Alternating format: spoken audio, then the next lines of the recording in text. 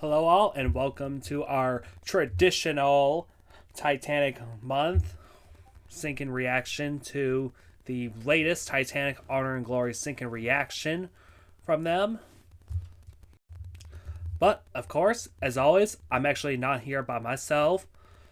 As always, I'm also joined by historian and, of course, Mr. Britannic himself, Jake Billy. Hello. Not only he also knows about the HMHS Britannic as well, but also the Lusitania as well, predominantly the Olympic class line. We also have the man himself, Mr. Titanic, that knows the whole entire ship from the front to back, all 882 feet and a half herself. And all 3 million.1 rivets. And of course, also joining along with us is TNB Productions, or Titanic and Britannic Productions, and also Mr. WhiteStarLine himself, back from the dead to react to this wonderful sinking animation that we will be watching. Now, this is our up and coming sinking reaction video, to which is basically a follow up from last year's. Last year they did not do an animation, but we had to reuse the 2024 one for last year, which is actually they uploaded earlier this year. And if you actually do notice, says to the intro for that one, and for this intro, you may notice a voice is different since I'm actually doing this intro as well. And for those that actually do not know, says step down from server ownership to pursue acting career, but don't worry, she's not going anywhere. She serves as our ambassador to the History Inside Nutshell server as well, and I can't help but thank her for her contribution for the server and allow her to give over the keys to the server to both Jake and myself. She has done so well for us and taken care of us, and we just can't help but thank her for her contributions for the server. And of course, TNB Productions is actually typing up right now. And of course, a salute to Says. Of course, a salute to her. And in fact, we actually have a challenge for everyone who's actually watching this stream as well. Since Jake and I actually do know which voice line Says did for this Honor and Glory animation, I actually want to extend this challenge for those actually watching the premiere or watching this at a later date. If you hear Says' voice lines, comment the timestamp down below of where you actually heard her at. And without further ado, we're going to go ahead and get started on this animation.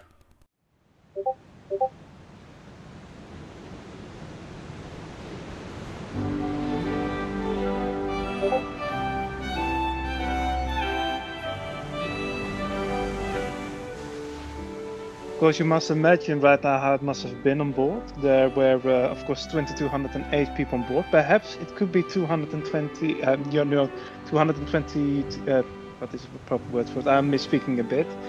But it could be one less, since there's a Danish passenger whose presence on board is being debated right now.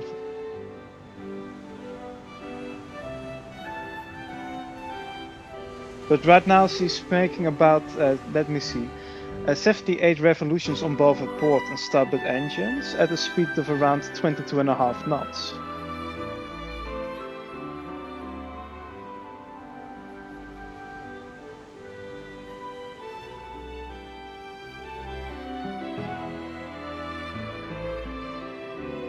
You can just imagine that last sunrise, so to say, which would be the last time the Titanic ever saw the light of day. Dinner, of course, there would have been a lot of empty tables, since there are, of course, many that would have eaten in the a la carte restaurant, but also, you know, the ship wasn't booked solid. And with 552 seats, I believe 54 even, there would have been a lot of empty spots in the dining saloon. And of course, here you can see the a la carte restaurant where the Widener dinner party is held, which you can see there. Held by George Widener and his wife Eleanor, and I believe there's some Harry, even though it's debated, joined in as well. The Fayers were there, minus Jack Fay, who was eating alone in the dining saloon. Major Budd and William Ernest Carter and his wife Lucille. And second class, of course, after dinner, the Sunday service for the Catholics was held in the dining saloon. If my memory serves right, it was for the Catholics. I could be wrong about it. And of course, the third class general room on C deck down here. Can imagine how bustling it would have been with different languages and everything.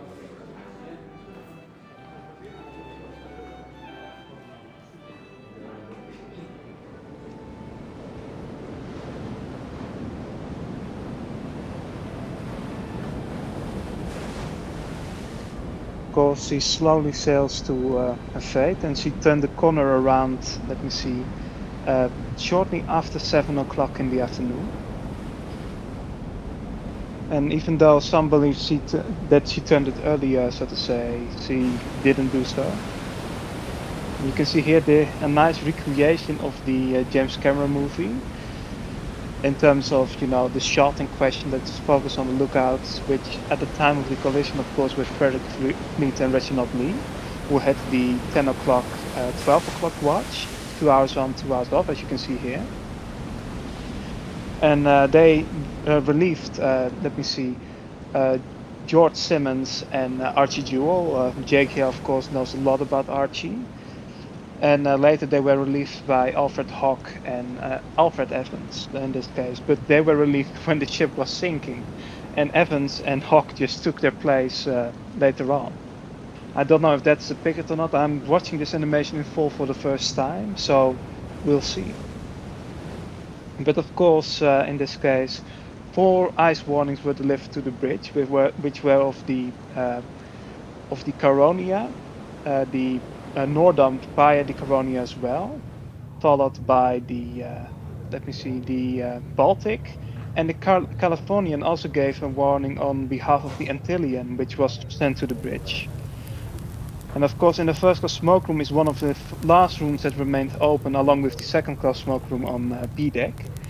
You have one table where Major Budd, Harry Widener, William Ernest Carter, and Clarence Moore are playing cards, and at the other you have, you know,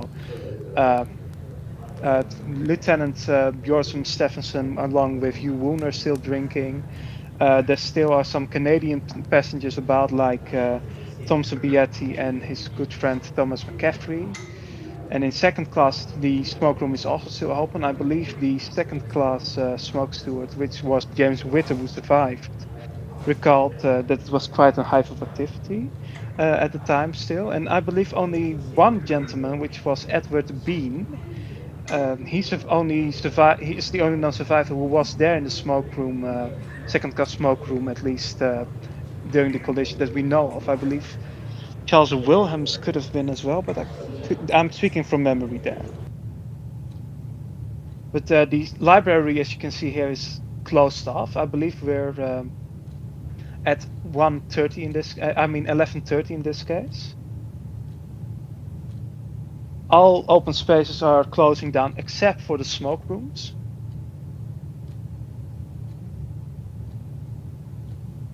And you must admit that a lot of rooms are about to be cleaned by the boot stewards, which, unlike some movies just like SOS Titanic, are not boot cleaning stewards, but, you know, cleaning stewards that go around the open spaces to clean them at night. And each first class and second class had one. And as you can see right now, you have boy room. Let me see, based on the boys, 1, 2, 3, 4. This could be boy room number 6, but I'm not too sure. I believe it's number 6, but right now the 8 o'clock and 12 o'clock to 12 o'clock watch is on duty, and they're shuffling coal in based on what the what is the proper word for it, indicator tells them to do. Let me respond to something real quick.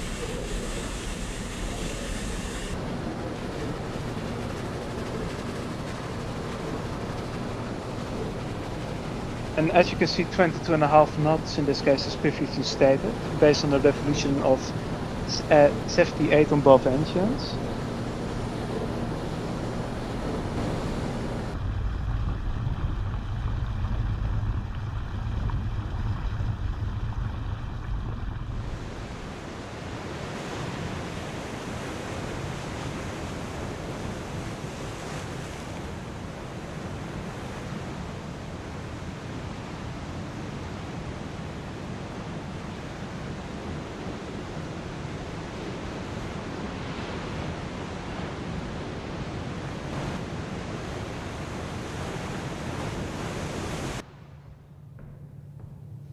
The inquiry office is closing down, as you can see. This is down on C deck.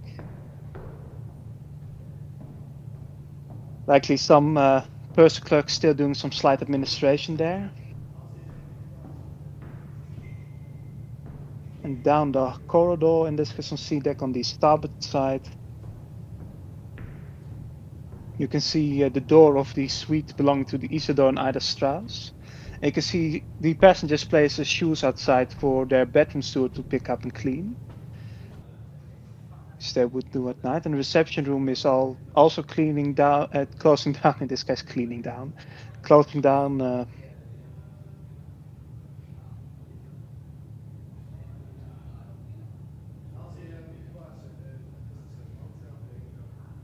And here you can see the first class dining saloon, and you can see that the stewards aren't setting the table since the night watchmen are sitting at the table near the end, I believe, or some are still working, I see. Yeah, the night watchman, which one of those survived, whose name was James Johnstone, and he survived in Lifeboat number 2 ultimately. And he has an interesting story to tell later on.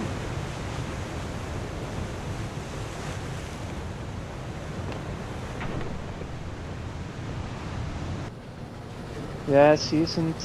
He can easily take down those growlers, but one massive iceberg. And here you can see Scotland Road through the working passageway on E deck. And you can see they have the new design, in this case with steel walls, even though the dado in some versions is placed higher. But I don't know their reasoning for it being such low in this case, but that's how it looks right now. And this is a third class corridor on F deck, I believe. I could be wrong about the deck, but I believe it's F deck. And you can see a rat over there walking. And of course, passengers are sleeping down. I believe this is the port side or starboard side suite in this case. I believe starboard based on the wood there, which is the Cardoza suite. Slowly but surely the ship is closing down for the night.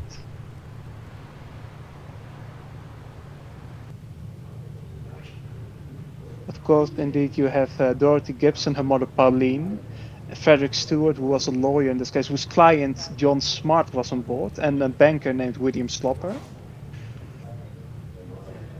All of them survived, thankfully, thanks partly to this game of poker in this case, since they later all ended up in Lifeboat number 7, which was the first lifeboat lowered. I also noticed that they actually misspelled Dorothy's name by accident. I can imagine.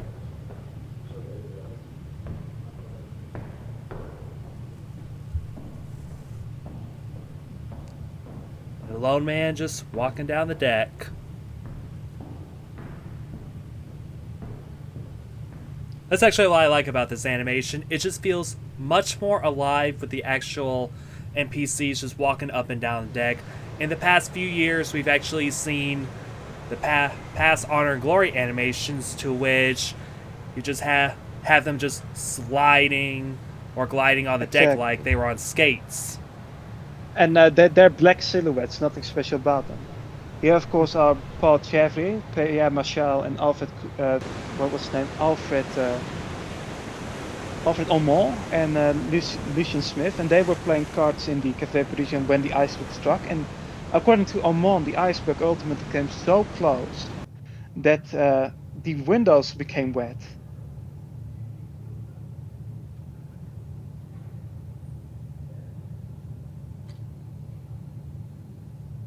Almost 11:4. Of course, then suddenly the iceberg is spotted in this case. First Officer William McMaster Murdoch is on watch. Sixth Officer Moody is in the wheelhouse along with Quartermaster Hitches. Fleet strikes the iceberg and strikes a bell 3 times. Calls the wheelhouse, yes, Moody picks up. Iceberg, right ahead. Thank you. Iceberg, right ahead, sir. Hard to starboard. Hard to starboard. And it only took about, let me see, Samuel Harpfan calculated it took about 43 seconds from the moment the fleet struck the bell to the impact in this case. So you can only imagine the sudden stop ordering coming in. And of course the stop ordering remains quite a recent thing, as recent as the 1997 movie. I believe even as recent as 2012, many believe the ship stopped. Went full astern instead of stopped. But of course, We have 6 accounts from down below decks that support the ship stop down. Only Volvo's Boxer believed it is reliable, at least in the bridge ordering sequence, that the ship was ordered for stern. Murdoch, likely now on the bridge with his lever on the watertight doors, he's watching the iceberg coming closer, and the wheelhouse is completely enclosed, so they can't see what's going on outside. But right now, of course, 6 compartments are being ripped open from the forepeak tank, the forward 3 cargo holds to boiler number 6 and coal bunker W at boiler number 5. And water suddenly floats in 2 feet above the steel hold, the steel so-called plates in this case. And you have the leading fireman in boiler number 6 at the time was Frederick Barrett, who was talking to second engineer Hesketh. And once they saw the water come in, they rushed to boiler room number 5, and the watertight door just closed behind them in this case. And as you can see, the windows are so close right now.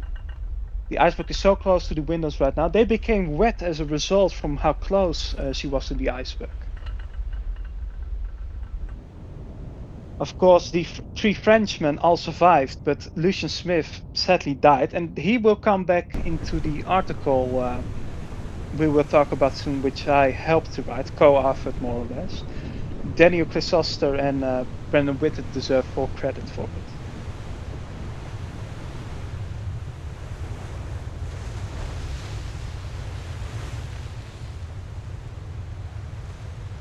But of course, Quartermaster Rowan, the docking bridge, noticed the iceberg passing by, and he thinks it's an what was the proper word of it? The windjammer, he believed it was in this case when it passed by, but ultimately he saw it was an iceberg. Brow was ultimately the last survivor of the deck crew in this case. He died in 1974. And his account remained contradictory. But here you can see the cargo holds down on the base on the pillar. I would say this is the oil deck or tank top, and this is hold number 1. It's filling with water already. And this is directly below cargo hatch number 1, which has access to the fireman's spiral staircases. Iceberg, sir. Captain Smith is now walking onto the bridge. I was going to hard a port round it, but she was too close. I could not do any more. This conversation is based on what Boxer described, and ultimately they went over to the bridge wing cap to see if the iceberg was still out of sight, as you can see here. And of course, as Bob Murdoch may have said, he could not have done anything more to prevent this collision. He was a very experienced deck officer, as he prevented the SS Arabic in 1903 or 1904. I believe it was 1904. He prevented that the ship struck a sailing ship in this case,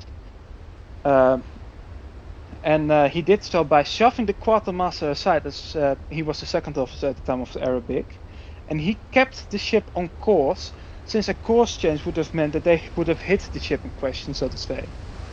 And it wasn't recorded in the logbooks, according to the story at least, since it went so flawlessly. Of course, Captain Smith, for reasons we don't know presently, moved the ship further ahead with either slow ahead or half ahead. You have Quartermaster Oliver, who described the ship went half ahead, but you have Thomas Patrick Dillon, Paddy Dillon as he was known, in the engine room, who says that the order given in this case was slow ahead, so it's quite contradictory. And right now you have the, as I described, hatch number 1, which has a canvas at the bottom. It starts ballooning up because of the water coming up, and we know this was later seen by the carpenter John Maxwell, who reported ultimately to the bridge. But first he ran into Volvo's box hole when he went down for his second damage inspection, which happened later on. But due to the air escaping in this case from the hold, the tarpaulin in this case, the canvas of the hatch, it's ballooning up. And slowly but surely the ship starts to get heavier on the starboard side, which causes a lift to starboard for about 5 degrees in the first 10 minutes. And you can see passengers are scrambling about what is going on here, why has the ship stopped in this all of a sudden, what was it, slight shudder. many people are going to investigate, so to say.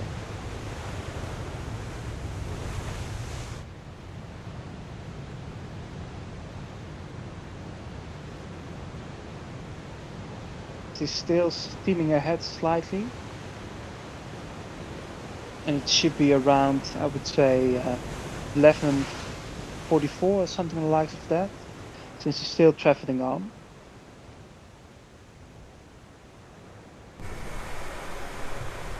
And right now the water reaches the mailroom on the orlop deck, which is below the post office, and all the mail bags are stored here. The postal clerks have their cabin nearby on F deck. They would likely have felt the impact. And they would likely discover that their work, in this case their responsibility, is down below, filling with water. And you can see here on B deck, on the forward promenade, you can see that the ice has fallen down, and it also is there on the forward well deck. And how to say it, you can also see this white dust and everything.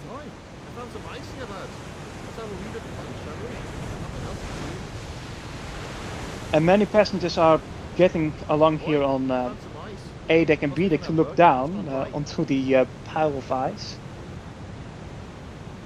And indeed, the third class passengers started to play games with them and everything.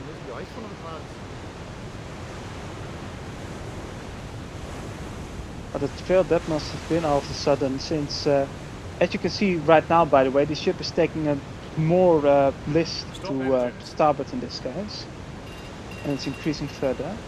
And now her engines are being shut down, so to say, put on stop for the final time.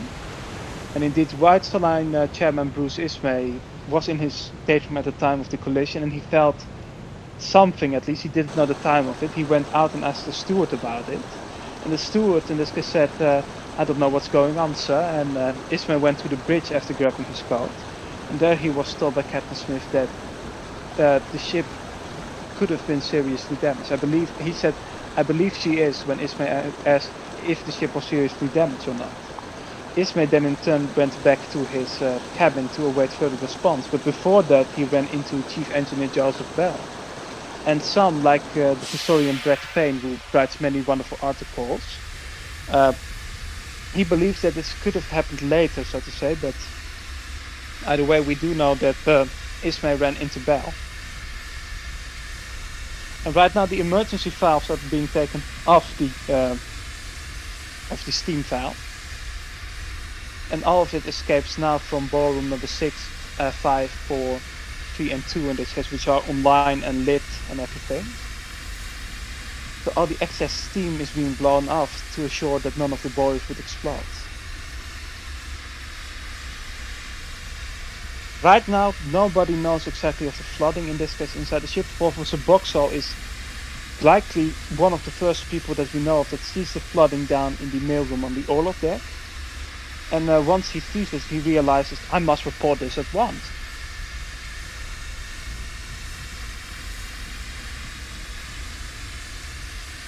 As you can see, the list is increasing further and further, since the fireman's funnel, in this case on the starboard side, not on the starboard side, it runs across the forward halls in this case. Right now it's not exactly at 5 degrees, it was so in about 3 minutes or so, at least at 11:50. Some places before at 1:45, but that's a bit too quick. But one of the reasons of this list is the fireman's funnel, which runs in the middle of the ship. So it blocks off any inflow to the port side unless it flows on top of it. But it will take quite a bit of time for the ship to correct this list throughout the sinking. You can see more passengers running down and everything, wondering what's going on. And I do not know if this happened this early. As you can see, this happens on D deck in this case. But I have to read the section in this case of his memoir CQD, which a friend of mine supplied in this case. But as you can see in this case, ship has stopped for the night. It still is slightly going forward, as you can see, since the ship, it doesn't stop like a car in this case. It still goes along, and the Titanic how to say, drifted off to her port side when she was sinking for a couple of miles. So right now she's almost completely dead in the water. Right now, how to say, the first reports would come in from the bridge in this case that the ship is making water. We know Captain Smith also sent Chief Officer Wild to inspect the flooding up ahead, and he speaks to Lamb Hemming, storekeeper Jack Foley, and I believe Albert Haynes, who is the boatswain's mate or boatswain's mate. And they look down. How to say? There's escaping air in this case from the forepeak tank. There's bloody water coming in. Mate, there's water coming in. Leading fireman Charles Hendrickson now sees the flooding down below decks. And he's one of the 4 leading firemen who will survive the night, the others being Frederick Barrett, who I mentioned before, Thomas Terraval, and Thomas Gibson. They are the only 4 of the 15 that will survive the night.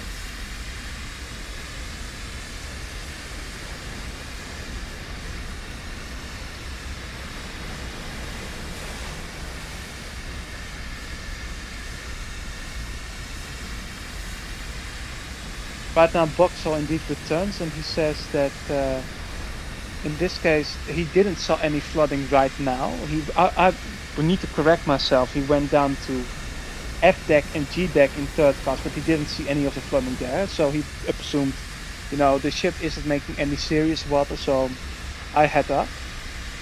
But Smith orders him to get Carpenter Maxwell in this case once he is on the bridge. As you can see here, how to say it, in real life it happened more like this in this case. Boxall went down the stairwell, and in this case he ran into Maxwell himself, and he said that the ballooning, the canvas of the forward hatch was ballooning up, and he said, you go to the bridge and tell the captain that. Boxall went down further, and he runs into a mail clerk named Iago Smith, and Smith tells him that the mail room is making water, and Boxall, he heads down again for his second damage inspection. And this is an interesting new tidbit which George Behe discussed in his book, Let's Talk About an Iceberg, that there were attempts made to inspect the damage alongside of the ship in this case. George is, of course, the best Titanic historian there is in my book. Really down to earth and a really friendly man, of course. But here, further along, you have talks. I believe this is ballroom number, let me see, 5 in this case. Suddenly the lights indeed in 5 go out, and all the rest of the ballrooms in this case. And Frederick Barrett feels like he needs to grab some lamps, so he leaves up. And as you can see, fourth of the Boxer on his second damage inspection right now, he sees the water floating down into the mailroom. And he realized that it isn't far removed from flooding onto G deck. So he goes up again, and I believe he ran into the second steward, George Edward Dodd, at the time. And you must respect the 5 post clerks, which were 3 Americans and 2 British clerks. That they were still bringing the mailbags up and down.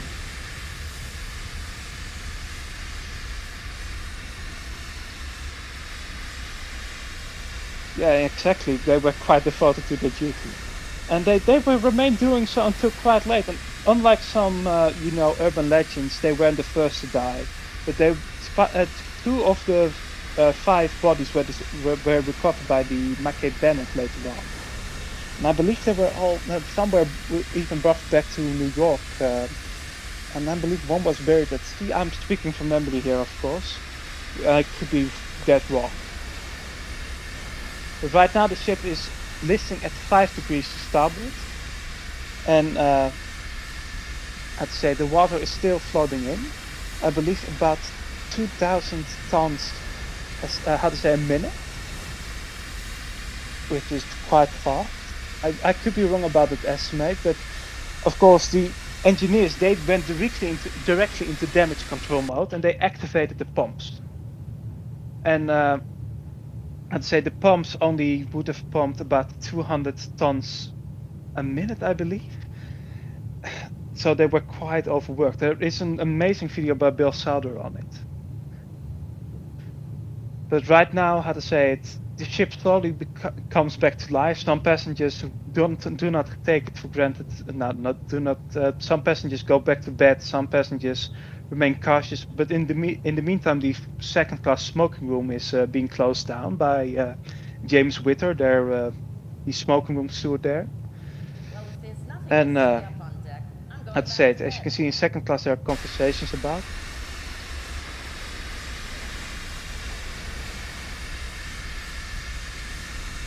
Be right back here, by the way.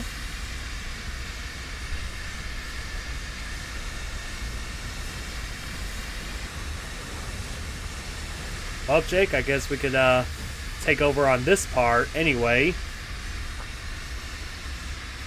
Since we're about to come up onto the 11:55 to 12 o'clock time frame. And around this time frame, this is when Andrews, who was actually doing his own damage inspection. And keep in mind, though, is that he actually did work on the Olympic class liners as one of the 3 men that actually helped build the Olympic class ships, which are, of course, Titanic, Olympic, and Britannic. Although he would not see Britannic start, and he would not see Britannic through and through because of this. That part belonged to Edward Wilding. This was not from June 1910 onwards, but he also was the manager of the construction works. He oversaw the construction of the Olympic class liners from the very start, so to say. And of course, assistant second steward Joseph Thomas Reed now sees the damage himself, along with, I believe, the night watchman James Johnstone, who we mentioned before. And Andrews, he was seen going down about, I would say, 7 or 8 minutes after the collision. In this case, it's unknown if he felt the collision himself or was summoned. But the first sighting of him, he likely came back from the bridge, and he assured passengers that, how to say, the ship could stay afloat even if the ship was cut in 3 parts, according to Eleanor Casimir. Afterwards, he was seen going down by a couple he befriended, Albert and Vera Dick, and they were quite worried about him going down, and so they said, "Don't go down there" or something like that. They didn't want him to go down, but Andrew said that he knew the ship better than anyone else, and he just went down. James Johnson then saw him on B deck, and he assured the ladies there, "Be easy, it will be all right." All right. And then he went into the first class dining saloon to head down to the stairwell to the pantry. And then he headed to the engine room to see if there was any news or anything on the likes of that. We don't know exactly what his reasoning was, since nobody down there survived, except for perhaps Paddy Dillon, but he didn't recall anything of it. But of course now the baggage holds and the, let's say, post office are making water too, as the water reaches G deck. And right now the order is given to uncover the lifeboats, which was given in 2 separate orders, so to say. Captain Smith right now is absent from the bridge as he's on his own damage inspection. He's seen by Johnstone going down also to the engine room shortly after Andrews went. And we speak here about a few minutes earlier, I would say 11:50, around that time in this case.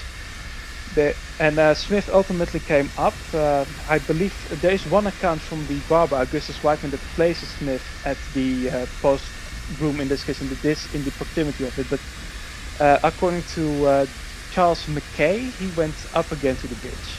And in his absence, Chief Officer Wild ordered Quartermaster Alfred Oliver to have all the lifeboats uncovered and the men mustered at once.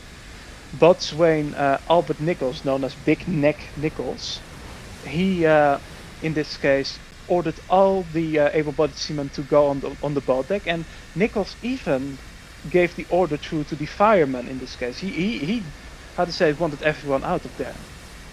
And Nichols seemed to have heard, seemed to have spoken to Andrews at some point, since he told Samuel Hemming and Jack Foley, who was the deck storekeeper, that Andrews gave the ship only 30 minutes at this point, and we speak around midnight around that point, when they were told about it. Now Reed, along with Dodd and I believe Tucker's above Stuart Crosby, are closing down the horizontal watertight doors with cranks and everything,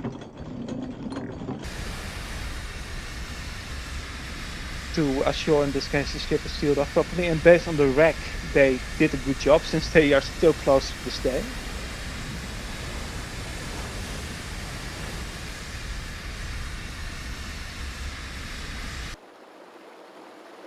But right now the water at midnight is on G-deck, and Andrews saw the damage in this case down the mailroom, and Augustus Whiteman ran into him, we know that for sure, and told him, "My God, it is serious in this case." And in this case, indeed, around midnight, Boxall went back for his second report in this case. I'll go find an officer. And Smith left the bridge as a result. And right now the water is flooding from the cargo hatches onto G-deck. And as you can see, the passengers are being awoken by it. I believe it was, what was his name? Daniel Buckley, who was commented, "You're not in Ireland right now," it was said to him. And Boatswain Nichols reports to the men to muster up. And a lot of them, you must know, the starboard watch is on duty. And they, how to say it, the port and, well, this is the proper word, day watch are off to sleep. And most of them went up on deck when they felt the impact in this case. But some were wide awake, but some likely went back to sleep shortly after and were then called to, go to the boat deck to swing the lifeboats out. And of course the Titanic has 20 lifeboats, 14 standard class A lifeboats with a capacity of 65 in the water, 2 cutter lifeboats 40 feet in length in this case, which no, not 40 feet, I mean 25 feet with a capacity of 40 people, and the collapsible Engelhard lifeboats, which are class E lifeboats with a capacity of 47 people.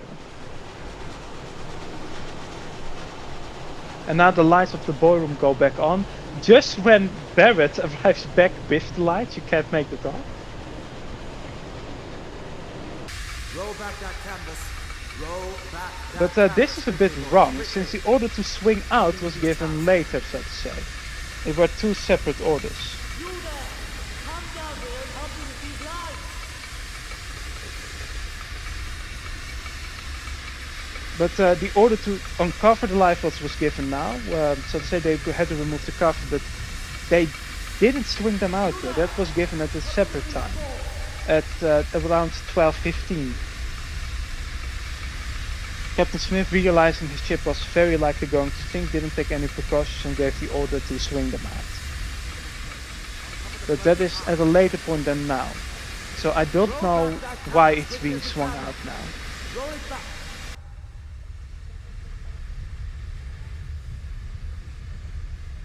And right now, how to say, the passengers aren't being mustered just yet. We struck a berg. The forward deck is covered with ice. Did you see it?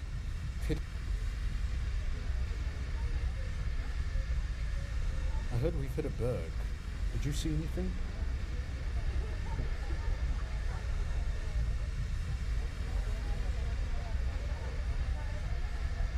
And you can see the list in these shots in this case, that it's almost like a Dutch angle of some sort, that the ship, that something isn't alright. This is of course on A deck in this case. And as you can see here in the text, around the time Captain Smith went down for the second time, he ran into Colonel John Jacob Astor IV, who was talking with the bishops in this case, and in this case Smith told them that they better get his wife to the boats. Smith didn't take any precautions, he was directly to the action and everything. You there! Stop lounging around and help me with these lines! But of course, let me see. In this case, the officers that are off duty are being called as well. which are Lightholder, Pipman, and Low. Pipman and Lightholder are successfully, brought on the board, but Low either likely slept through a boxhole, informing him that the ship was making water. As Low said himself, when we sleep, we die. But in this case, Lightholder directly goes to Wild, and Wild tells him, to help with the uncovering process. And ultimately, the order changes to swing them out. And of course, the deck crew exists out of 13 able-bodied seamen, along with the boatswain. 3 senior officers, 4 junior officers, the boatswain's mate, and 6 quartermasters, and the lamp trimmer, the deck storekeeper, and the 2 surgeons in this case as well. But they likely wouldn't help with the evacuation, at least not in the same way with swinging the lifeboats and lowering them. Instead, Dr. O'Loughlin and Dr. Simpson played a different role, which is also quite interesting, which I will touch upon later. But of course, now the steam is escaping, the lifeboats are being uncovered, and evacuation is being started to set in process. And right now, Captain Smith and Purser McElroy, along with a postal clerk, are seen going down on the E-deck in this case. Not here, this is the third-class passengers, but they are on the other side, helping the, following the postal clerk in this case, and they realize the water is already down on F-deck already at this point. And Thomas Andrews likely is already there or joined them later. We don't know exactly for a fact where he was at the time. But right now, through Scotland Road, the third-class passengers have a mass exodus to the stern with their personal belongings. And Henry Samuel Etches, who was a first-class bedroom steward, he is awoken by it, and he suddenly is being handed a piece of ice in his hands, in this case. And the passenger in question told him, "Do you believe it now?" In this case, and it was about the size of a watch, if my memory serves right. I'm recalling this from memory. But now on F deck, I believe the third-class passengers are feeling water coming to their quarters as well in compartment C and E.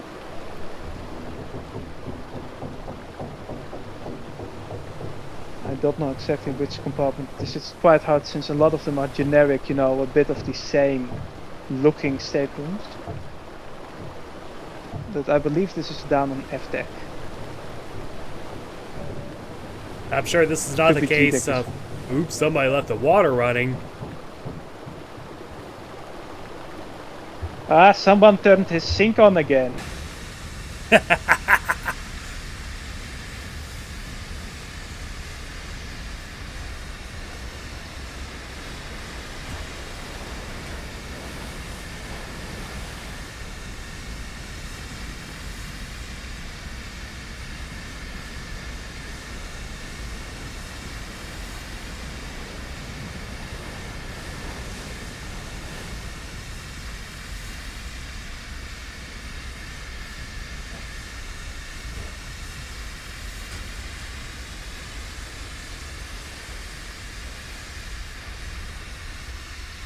This is of course a bit of a reference to a shot in the Night to Remember, except it's mirrored.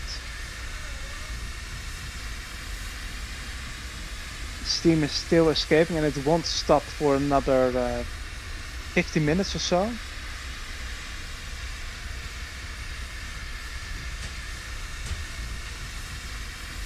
And as you can see, you can't sink this boat no matter what we do, so it's good for another 8 hours or 10 hours. That was told to Major Archie Puncheon, who was traveling alone. And he was quite well befriended with the Canadian passengers, like, Crosby, however, wasn't a Canadian, he was an American from Milwaukee. He even was a captain in the American Civil War. And there is a picture, you may all know it, of Robert Spadden playing with his father Frederick. You all know the picture, right? Yeah, the most iconic image taken by Father Francis Brown as Titanic was in Cherbourg. No, it was, I believe, on the way to Cherbourg or on the way to Queenstown, one of the two. But there is a man with a hunchback with a large cigar in his mouth looking on. You may remember seeing it from memory, right? I'll have to go back and watch that one day. But that man is Captain Crosby. He was recognized by his granddaughter, according to Don Lynch and Karen Marshall.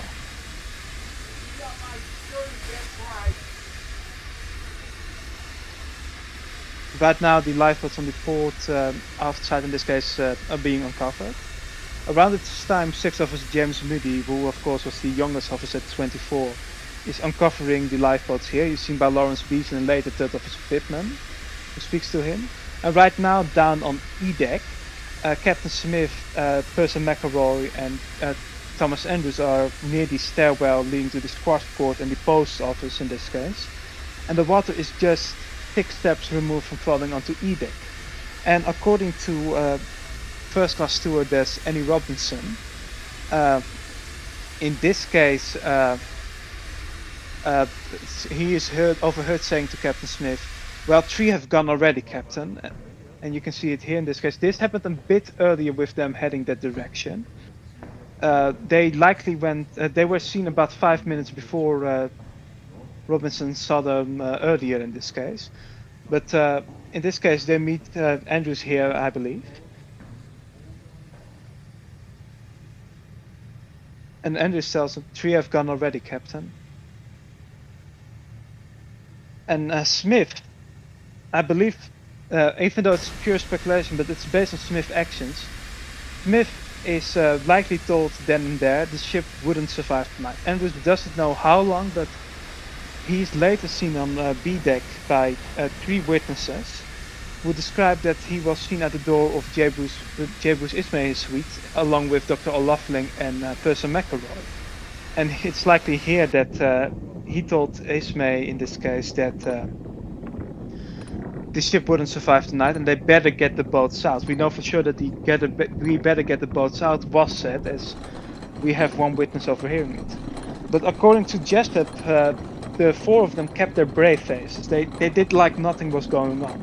But Ismay, according to the sister of Quick Baxter, Mary Douglas, she was married to a doctor named Frederick Douglas, who was the eye surgeon of Quick since he lost his eye in this case due to a hockey incident, or at least he was blinded in one eye, his right eye I believe.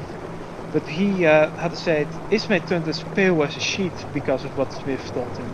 Even though Captain Smith assured Mr. Baxter that nothing was going on and he better get back to bed. Or at least that is what he told his sister later on, since Quick didn't survive the sinking. But right now the water is rising higher and higher on F deck. It won't be long before it reaches E deck. And you can see in this case the perspective in this case that Annie Robinson has after she overheard Andrew say, "Well, 3 have gone already, Captain." And it's already 6 steps removed from falling onto F deck, and it doesn't surprise me in this case. Captain Smith gives the order now to formally swing the lifeboats out.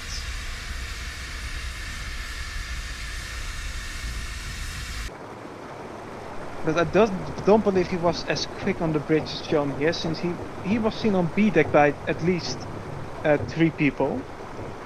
Right before the band started to play, which was about 12:15 or something like that. And now you can see the dormitories of the firemen on F deck are making water. Oh wait, I believe it was the trimmers there. No, of the firemen was on F deck, E deck was the trimmers. And right now the order is given to swing the lifeboats out over the side and lower them evenly to the deck so the passengers could get in. We're now looking at the starboard side, and of course McElroy gives the order in this case, and he repeats it to Dodd and the first saloon steward William Moss, and it spreads like wildfire to the rest of the crew, since they go to every dormitory to inform them.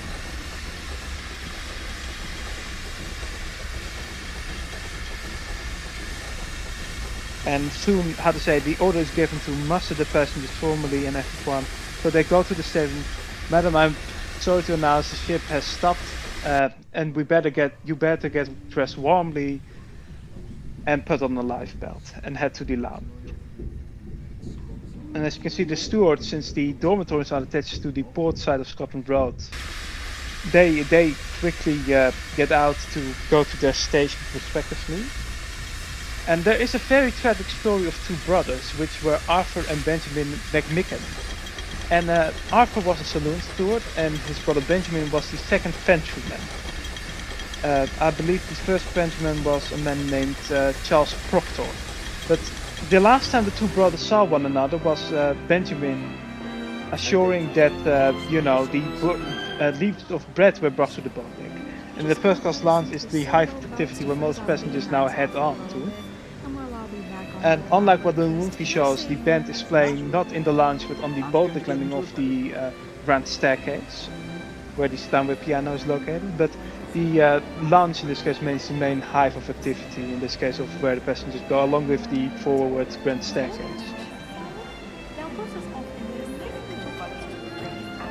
As you can see, this is about 5 minutes or so around the time the first orders were given out. I don't believe the lounge would have been this full.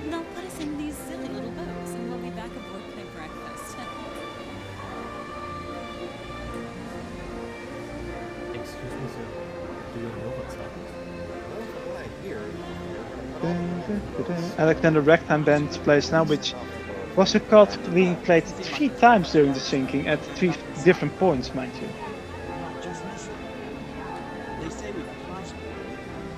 Send the call for assistance.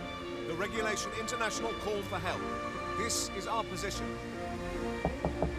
Well, that Smith, if the account of Harold Bright of the New York Times is to be believed, he didn't give them the position just then. He just gave them the order just to send it out when he told them to, and which would have been around 12:27, just before that.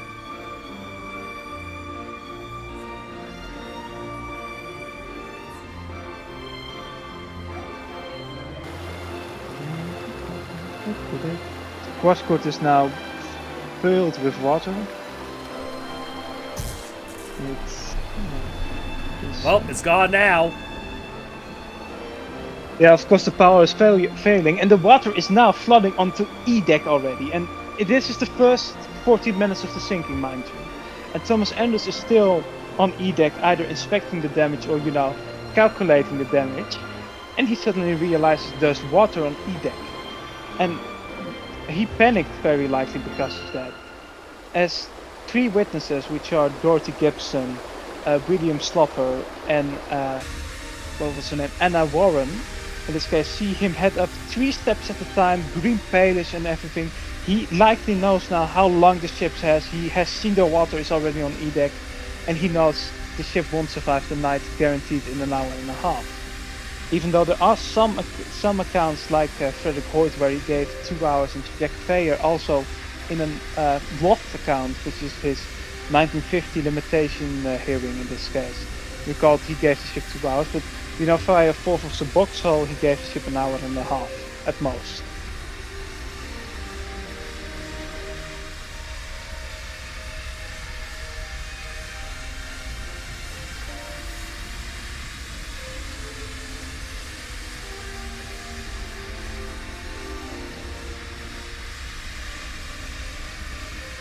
Right now, I don't know why it is this early, but Lifeboat number 4 is lowered to A-deck. It happened a bit later, about 20 minutes later or so, in the likes of that.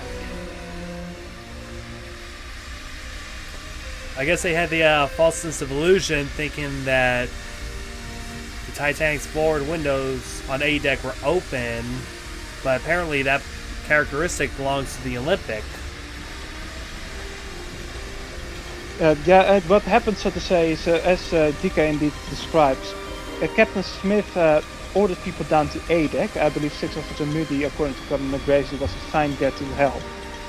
But Hugh Woolner, according to Helen Kennedy, her account at least, told Captain Smith, "But don't you know there are windows down there?" And Captain Smith said, "My God, you're right, call those men back." And as for what TNB Productions says, it would be stuck like that until around 1:55, 53, or something like that. I do know there is some pushback. I don't believe it. Have you read the new article by the On the Sea of Glass crowd in this case, which is a mini book almost?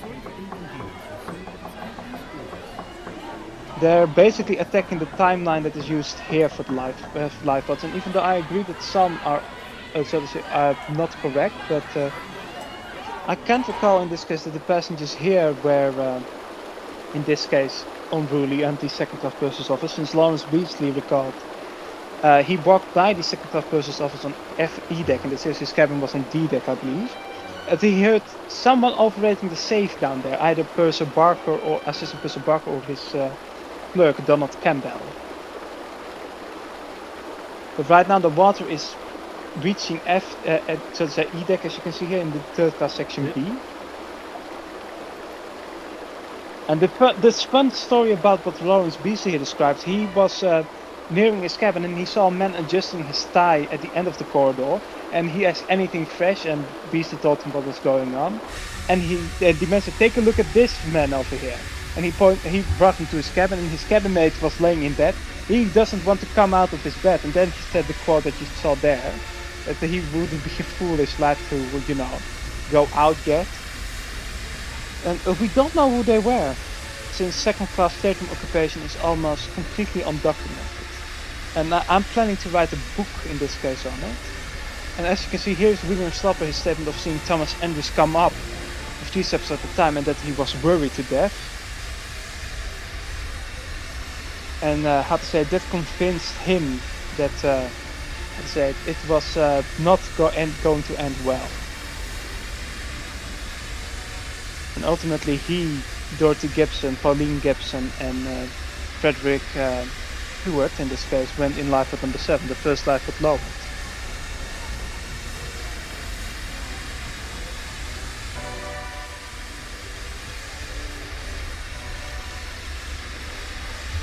The band is of course playing on the boat deck in the first class, on the first class staircase. They won't come out for quite a long while, based on the accounts that are known in this case about the band.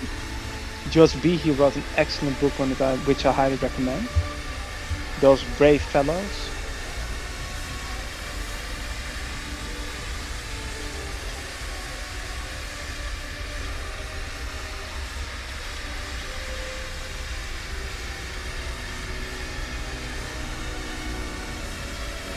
Lifeboat number 4 loads closer to 155 based on what I've seen.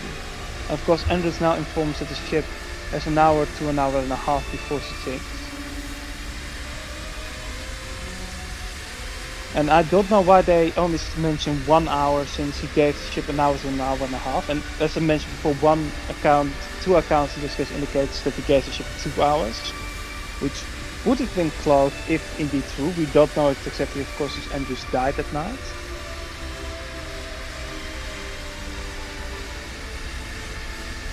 But right now, Captain Smith is heading to the wireless room and tells them, send a call of assistance. The international call just died, I believe. I butchered the quote slightly, but he tells Phillips and Brightdeck, and Phillips is just about to turn into bed. He is, I believe, already standing in his cabin when Smith comes in, and he takes over the headset from Bright.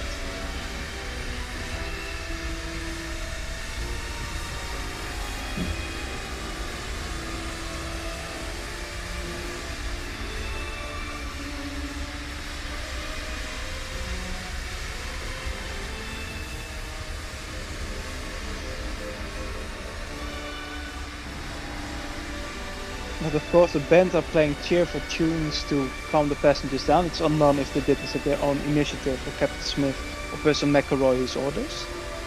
But they played until the very end. And indeed you can see here WhiteStarLine chairman Bruce Ismay asking Pittman to get to, so to say, urge the women and children to get in the boats fast, and he did that twice. And Pittman is getting a bit impatient, but realizes, oh, this man could be our chairman, so he goes to the bridge to ask Smith about it, and Smith says to him, carry on, which gives the start of loading the passengers in. We don't know what was said between Murdoch, Wild, or Moody in this case. I believe only the senior officers would have went Smith for the go-ahead earlier, beyond Pittman, of course. This, by the way, based on Hemming, his account, happened much earlier, since he recalled it was before the order was given to swing the lifeboats out. I believe even before they were ordered to be covered out. But that I will make sure is made clear in the reports to Boris in this case.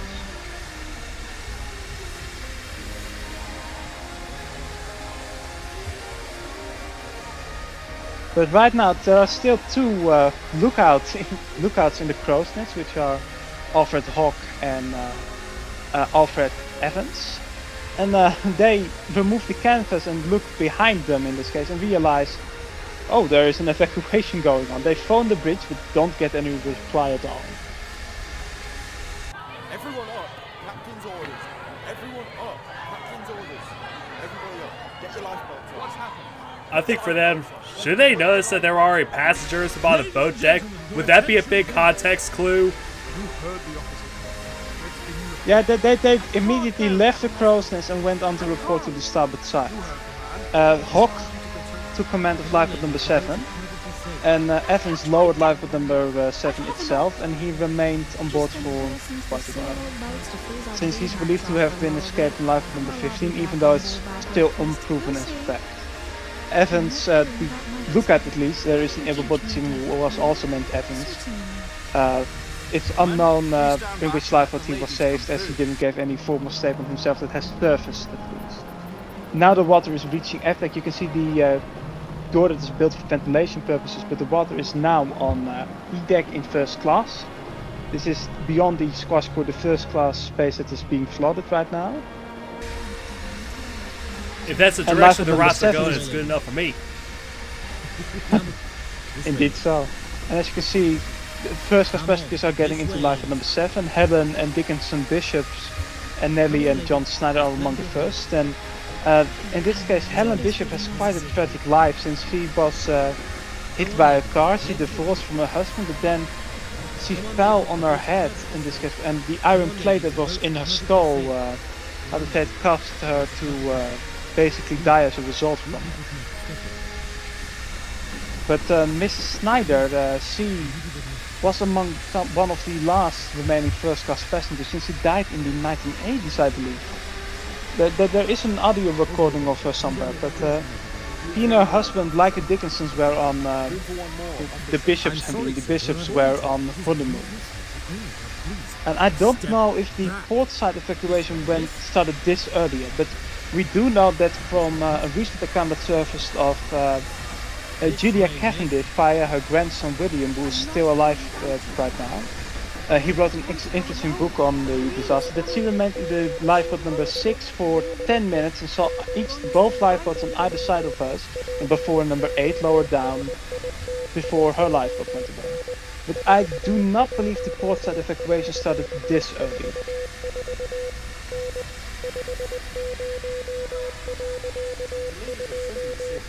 There we go, first distress call already. Yeah, we're around 12:27 at this point. Get into the boat. I'm not going without my husband.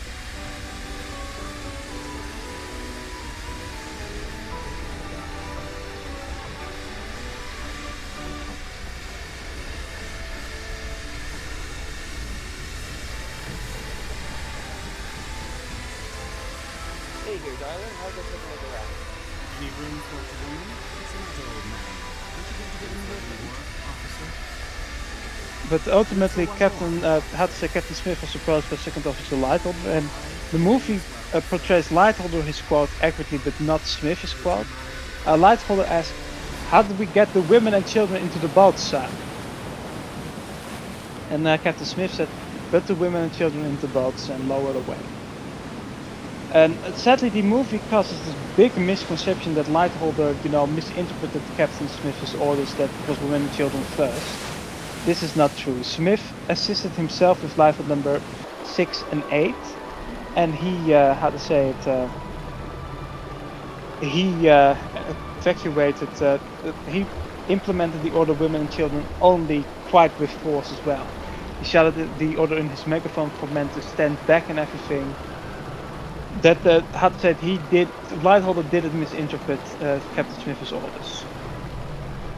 And right now the water is on FE deck in this case, it's flooding up. And right now around this time, I believe it could have been a bit earlier, since he did record about 45 minutes after the collision. You have an able-bodied seaman, John Poindexter in this case. He is in the dormitory to get his boots on. And I believe it will be shown later. I remember I saw a teaser of it.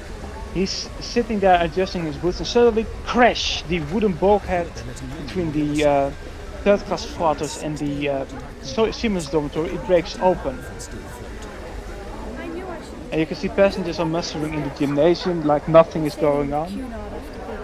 And you can just imagine Thomas McFarley, the physical instructor, showing the passengers there. Of course, we can all recall the famous quote from the deleted scenes of the 1997 movie.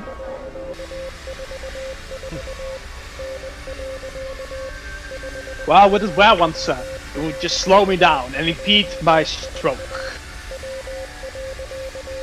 And of course you have Junior Jacob Aston played by Eric Braden, saying, "You're right, you are, Mr. Macaulay, but it's 300 miles for sure, so you don't want anything impeding your stroke." And of course, as we all actually do know within the maritime community, that Eric Braden did survive one of the worst all-time maritime disasters in 1945. No. And we covered that one. That sadly has been proven false. We even have his agent saying that it's a misconception of some sort that came to be. Since of course it's claimed that he claimed it. Massive misconception. And of course we got California. He wasn't on board the Wilhelm, but he wasn't on board the Wilhelm Gustloff, as some state. It's even removed from all the Wikipedia mentions just now, since Braden denied it himself via his agent. I'll have to get his memoir and find that out. Yeah, it's not in there, I'm telling you. I've searched it via the books in this case, you know, via Google. I typed in Wilhelm Gustloff or anything about the shipwreck, he didn't recall it. Yeah. So how it came to be, God knows, but of course Captain Lord and stopped the California around 8 o'clock or something like that. Could have been around 9 o'clock. And if the second officer or third officer, no, the second officer drove is on duty together with the officer's apprentice, what was his name, Gibson, I believe, looking onto the sinking Titanic. And of course you saw the famous quote from Benjamin Guggenheim: "We are dressed in our best and prepared to go down like gentlemen." It was likely said much earlier in the sinking than the 1997 movie portrays, since the bedroom steward in question, Henry Samuel Etches, who was also Thomas Andrews' bedroom steward, and of the Carters and William Henry Harrison, described that he and his secretary were on the boat deck when he said it. And one misconception about Victor Gigolo in this case, I believe I mispronounced his name, but he was the secretary of Benjamin Guggenheim, not his valet. He also was a bit of a friend, it seemed, in this case, and as I said, many people that were with them in this case, like Etches, their mate Emma Saraisa, I believe her name was, she was Swiss. Let me see, Victor, his brother. I try to recall what it was, but I have a friend of mine out of Japan who made a sort of manga comment based on Guggenheim and his secretary Victor Gigolo in this case, which I highly recommend. It was drawn by my friend Yuki. I won't pronounce his last name, but he is very talented in this case.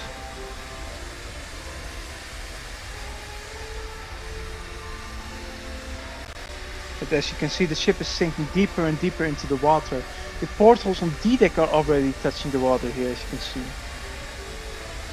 And I believe the ship would have been just slightly higher up out of the water, it's hard to say, but the portholes on D-deck play a key role later on in the sinking, as the majority of them on the first class section were open, and they still are open to this day.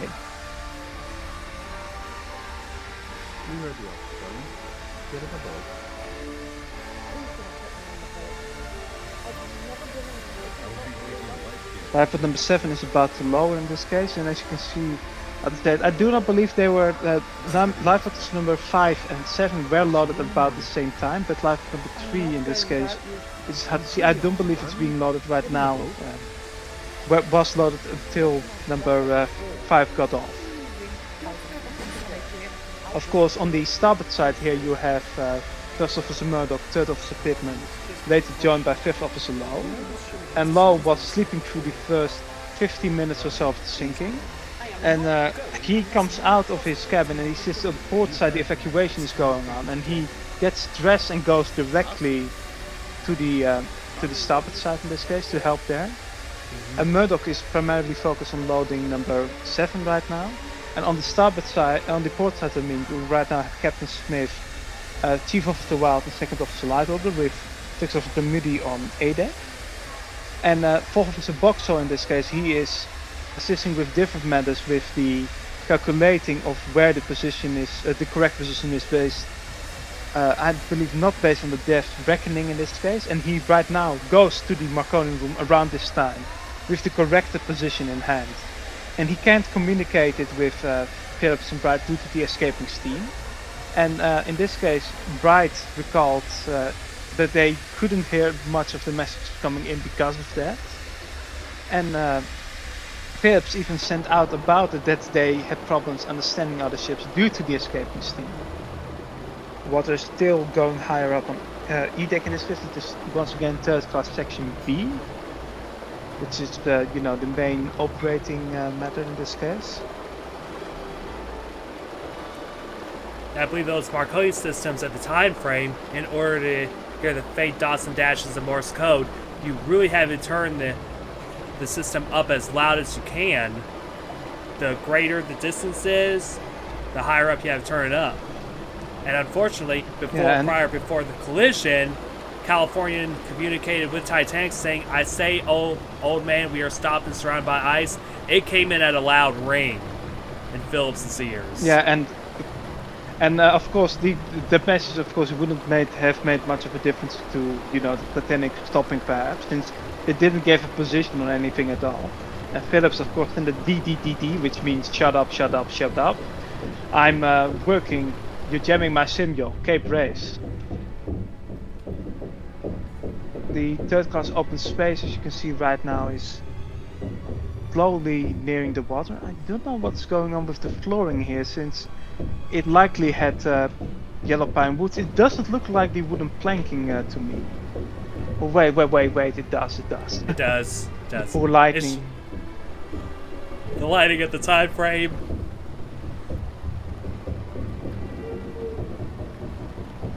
That's the most unsettling sound if you're ever inside the ship. If it's creaking like that, I think that's your cue to get out of there. Now, I've studied, of course, ships for quite a bit. There are healthy creaks and unhealthy creaks. A ship, no matter what it is, always creaks when it's in the water. It always happens no matter what. But if it starts to sound, very distressing and unhealthy, indeed you better clear out. Of course, the Baltic, which, is a WhiteStarLine in itself. It was the biggest ship in the world when she entered service, and was even commanded by Captain Smith on the maiden voyage over Husted as well. And right now, the Carpathia first hears the distress call by the Titanic in this case. Their Marconi shack is on the roof of the second class smoke room, and of course the operators held cotton. And right now, the first so to say comes in that help is on its way. As I believe the Mount Temple and the tries to turn around as well, but is too far away. It will be fun when the Frankfurt in this case gets in contact. If you really want to get impatient by incompetence. Yeah. I've actually looked up something just recently, because I actually covered this a little bit in that Titanic As the Days Go By documentary. I looked up something about the Yiparanga, which actually did pick up one of the distress calls from Titanic. A couple of days before, the ship was actually dispatched by Cape Race to look for apparently a Deutsch Australia DG cargo ship by the name of Augsburg, which left New York on February for Durnan, and was actually reported missing on March 22nd. So Cape Race told them, hey, can you go check out this area for the Augsburg and report back any findings? And to this day, Augsburg's never been found. It's been presumed lost. Just like the Noronic. And unfortunately, Titanic overshadowed the Augsburg, even though it did happen a month before. How many people were on board, sir? The Augsburg, let me look. Since it's got to be a cargo ship, there's not really a whole lot of people on there. It's just basically your crew members, officers. About 50 men or so, I believe, like the Californian crew. Just give or take. Alright, lifeboat number 7 is being lowered down with 28 people. I do know, heard from some friends that they get the estimates a bit wrong. 24 people are established in terms of being on board by name, but we have a complete breakdown by sex in this case, which is this boiler number 5 starting to flood in this case? Already? Yeah, it should have been a bit later since there are some problems with Frederick Barrett then in this case.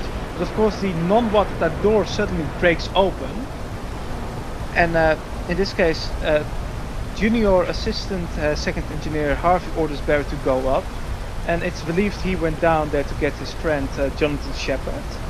Even though there are some stories that Shepard may have been brushed off, but that remains unconfirmed.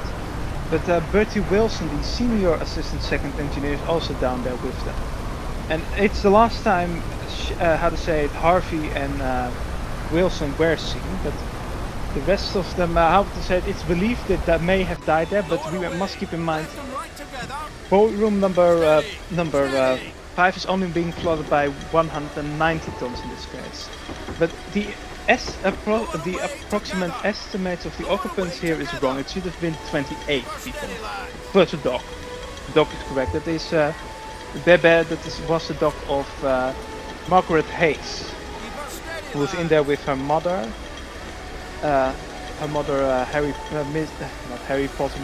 Lily Potter, and her friend Mrs. Earnshaw. I believe was it Earnshaw, not the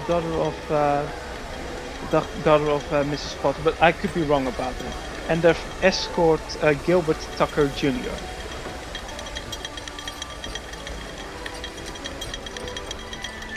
As you can see, the davits are moving back and forth and back and forth. That is quite accurate. I will jump in here myself.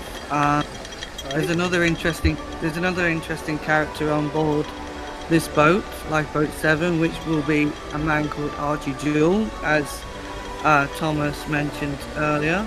Archie Jewell would later go on to survive the sinking of the HMHS Britannic, Titanic's younger sister.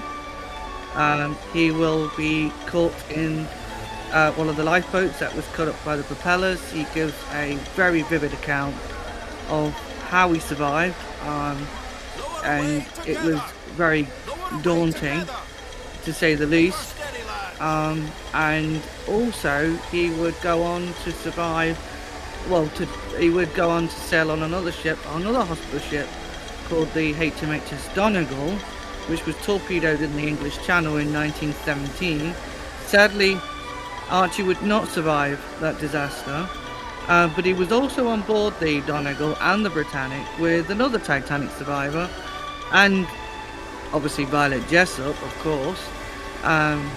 Arthur John Priest, Arthur John Priest was another interesting character who would also go on to survive other shipwrecks, including Titanic's younger sister. And unfortunately, Archie had only not long become a father when he died on the Donegal. He was only 29 years old at the time. So sadly, he was a very young man. But he did give a vivid account of also when he survived Titanic's disaster. He wrote a letter to his sister saying how he would constantly burst into tears, lack of sleep. He would really be really affected by Titanic's disaster, but also very affected by Britannic's as well, because he almost died on Britannic. He also had his head cut open during the Britannic's disaster. Someone just barged in and knocked him on the head by a door. And he would be patched up by a nurse on board, and he said he looked like old Nelson with just one eye, which was quite comical for him to come out with. But yes, he was a very interesting character. Mind if I step in here? Yes, of course. Lifeboat number 5 is about low, with about 38 people on board. Most of them are being established, but there are about 5 crew members on board, which includes third officer Pittman, quartermaster Oliver, let me see, Alfred Shears, a fireman, Henry Samuel Etches, who was of course, and the bedroom steward in this case, who was Thomas Andrews' steward, along with Benjamin Guggenheim, the Carters, William Henry Harrison, who was Ismay's secretary, and Victor Gigolo, who was of course Guggenheim's secretary, and a boot steward named Guy. I forgot his last name, first name, but his name was Guy, I believe. I'm sure of the last name, but his first name I can't recall. Lifeboat number 5 is being lowered right now, quite filled. And right before Third Officer Pittman steps on board, First Officer Murdoch instructs him to stand by in case they need it, and his last words to him are goodbye and good luck. And Pittman for the first time realizes that something may be off, as you can see here. Hang around. Goodbye. Good luck to you. Lower away. Left and right together. Steady. Steady. Lower away together. Lower away together. Keep us steady, lads. Keep us steady, lads. I believe there were more people in it. 38 is what I have by my personal tally. Get out of the boat.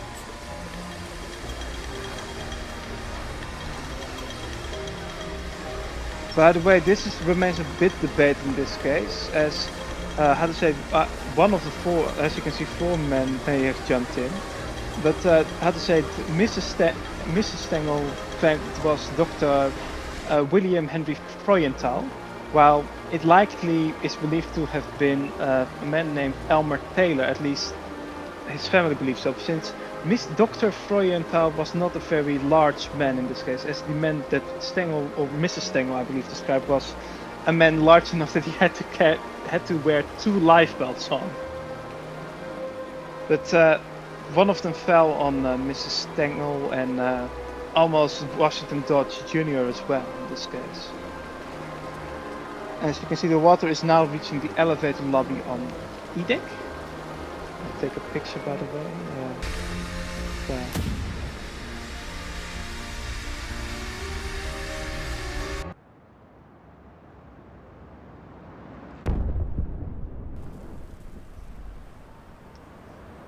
And just like we see our first rocket actually fired up by the Titanic. Of course, right now, Fourth Officer Boxhall didn't fire it himself without the assistance of the quartermaster just yet.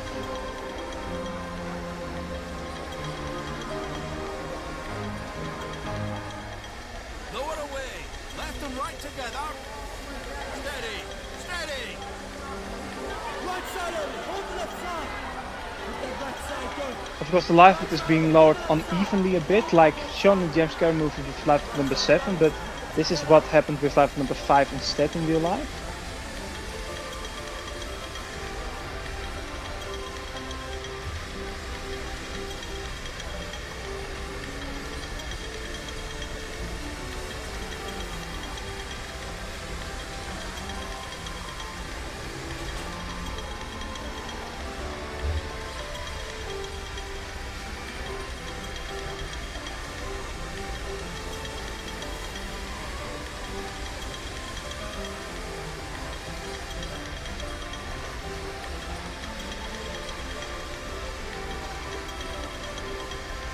Right now, only, let me see, 28 past to the, Are you aware that one of the 20 starboard to the lifeboats studio. has left the ship? And as you can see, Quartermaster Rowe is now becoming aware that ship Good.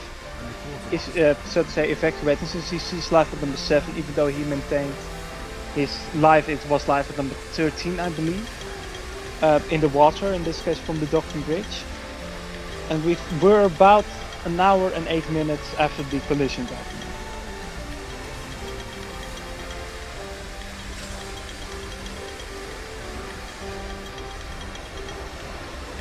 Steady! Steady! Lower away together! The swinging of the davits, that is quite a neat detail, since, as you may know, some of us may know, the Welland davits, in this case, were enlarged for the James Cameron movie for safety reasons. Steady, lad! And, how to say it, they heaved very heavily, according to Cam Marshall, during the shooting of the movie. Just imagine how the real ones, which were much smaller, were handling it.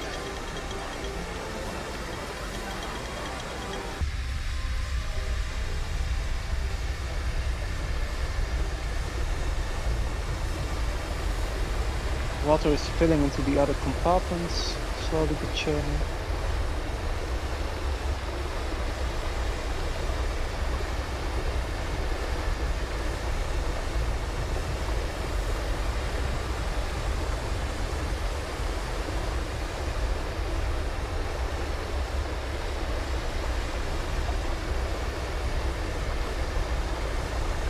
But of course, right now, about, let me see, very bad at calculating things.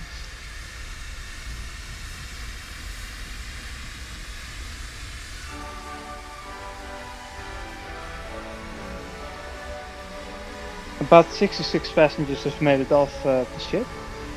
Not passengers, people in total, since there are a few crew members among them. 3 in lifeboat number 7, that are confirmed at least.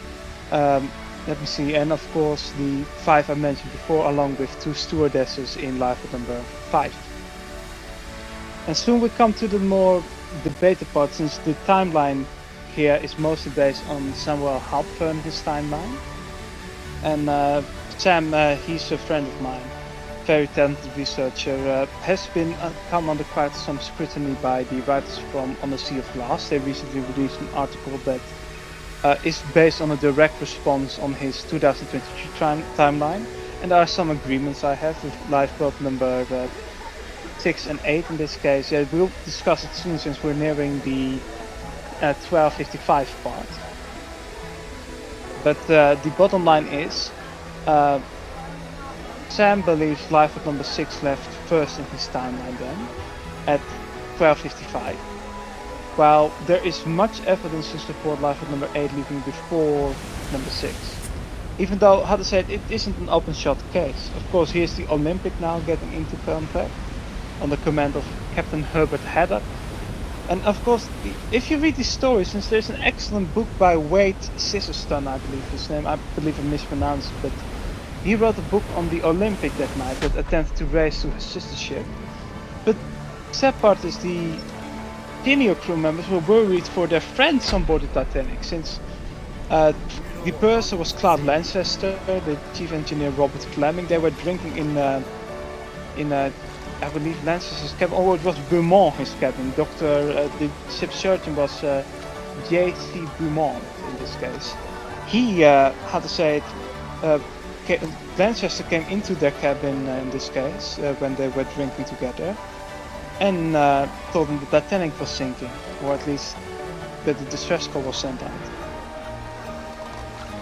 Imagine that, to feel that your friends are in danger, but you can't do a damn thing about it. Any more ladies? Any more women for this boat? I believe this is the lifeboat number 3. You can hear Turkey in the Straw, which is indeed played by the band, according to one survivor account. I can't remember which one, but it was indeed played. And the water is reaching E-deck further along.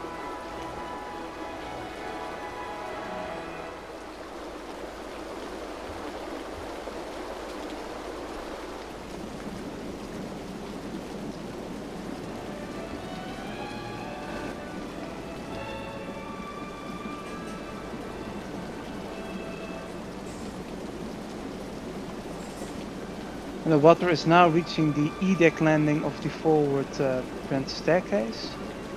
And I don't know, well, I'm always curious why the tiles keep changing around areas. But enough about that.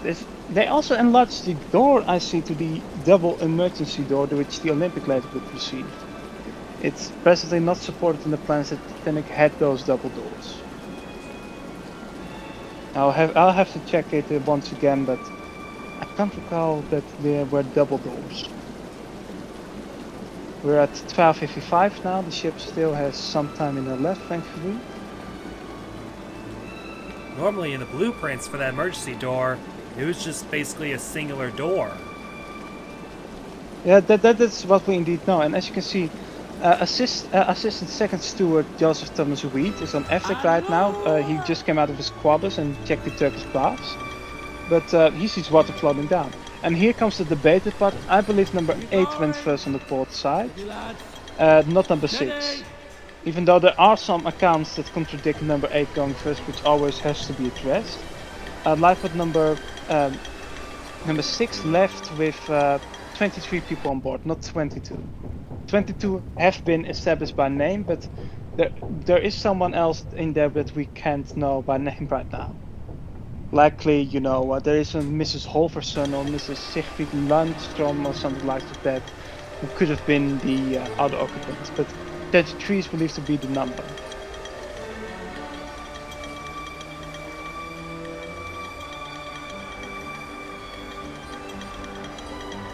And when the lifeboat number 6 is around V-deck, of course, we have someone calling out that they only have one sailor on board, and Major Archie Pynchon slides down the rope to assist with them.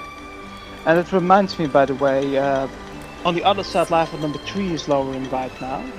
And in lifeboat number 3 there are the Speddens, Albert and Vera Dick, who are helped in by Thomas Andrews himself. And that's quite a funny story, since they were allegedly embracing one another when they were more or less huddled into the lifeboat together while still hugging one another. Hold that line! What's the matter down there? Hey son, we only got one sailor on this boat. Is anyone here a sailor? I'll go. You can go if you like. You a sailor? There's the exchange. That's nice. If you're sailor enough to go down that rope. Even though Pynchon and Blightholder recall both different wordings of it.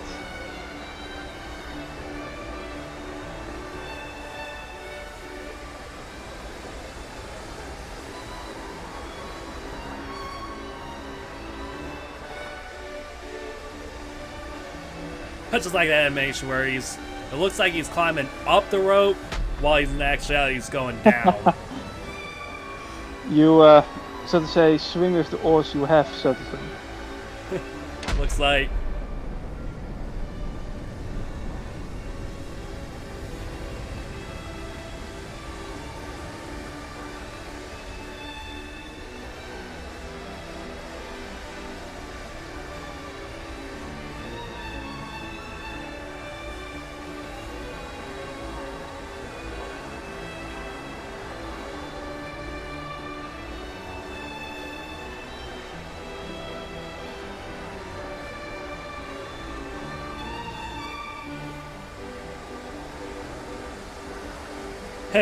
Even T&B actually agreed with me. Yeah, that looked funny.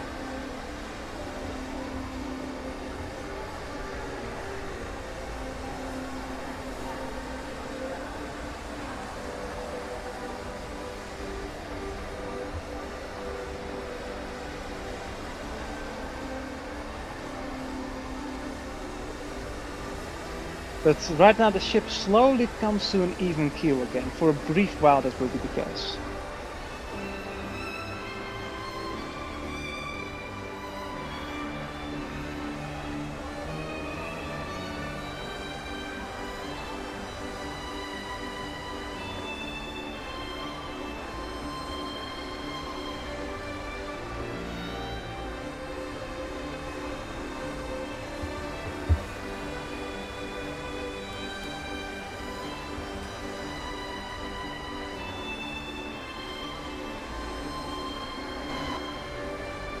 Like we're looking at this ship eye to eye level now. It reminds me a bit of the poster of the Ghost of the Abyss. You know that one? Oh yeah, you got like one half in her pristine shape, and you also got the other half in its wreck condition as well. Good call out to there.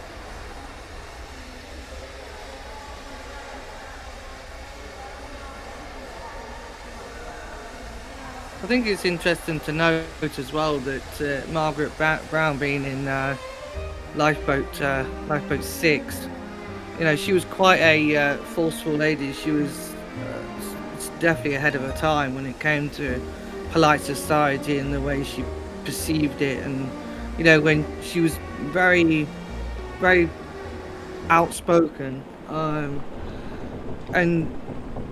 you know, later on, Hitchens would say, you know, Margaret Brown could have got into any lifeboat that night. Why the hell did she have to get into mine? You know, why did she have to get into mine that night? Because something must have happened, and she must have annoyed him so much. But believe what you will on that one. But yeah, she was not. She must have gave him hell. Oh, she certainly wasn't the quiet one in this case. But Hitchens, she certainly wasn't. No, she wasn't. But Hitchens said some very unkind things, of course. Of course. Of course, the movie incorrectly shows that he said, "No, we're not going back to the boat. It's our lives now, not theirs." Yeah, she was quite the philanthropist years after the sinking of Titanic. Yeah, she was, yes. I mean, she tried to run for the Colorado U.S. Senate seat, but ended her campaign to serve as the director of the American Committee for Devastated France during the First World War, and contributed to the miners and their families to the 1914 Ludlow Massacre, and actually helped organize the International Women's Rights Conference in that year, which was actually held in Newport, Rhode Island.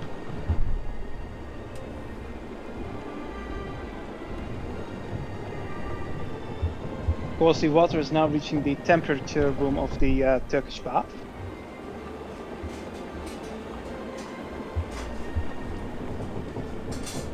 And indeed, now the separation attempt to separate Isidore and Ida Starr, at least in this timeline, happens.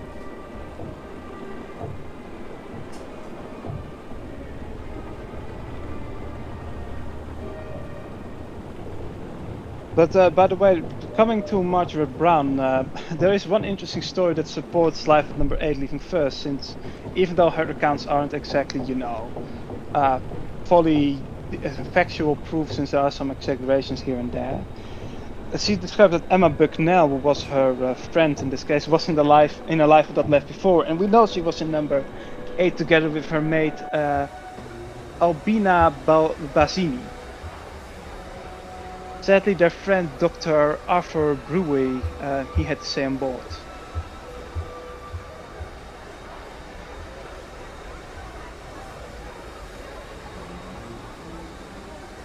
And he sadly lost his life, even though I don't believe he was recalled being seen during the sinking, but I could be wrong. My memory hasn't been too good. I'm quite focused with my law studies for his life. Obviously that is...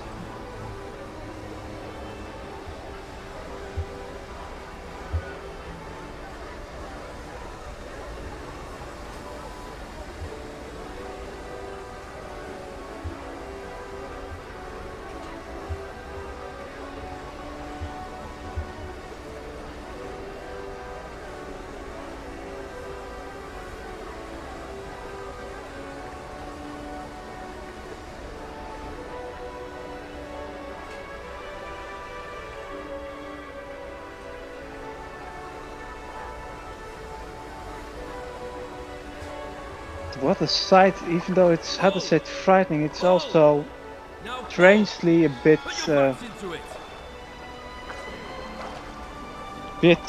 macabre, beautiful in a macabre sort of way. It's hard to put your fingers on, you can't turn away from it, right? to see her go down like this.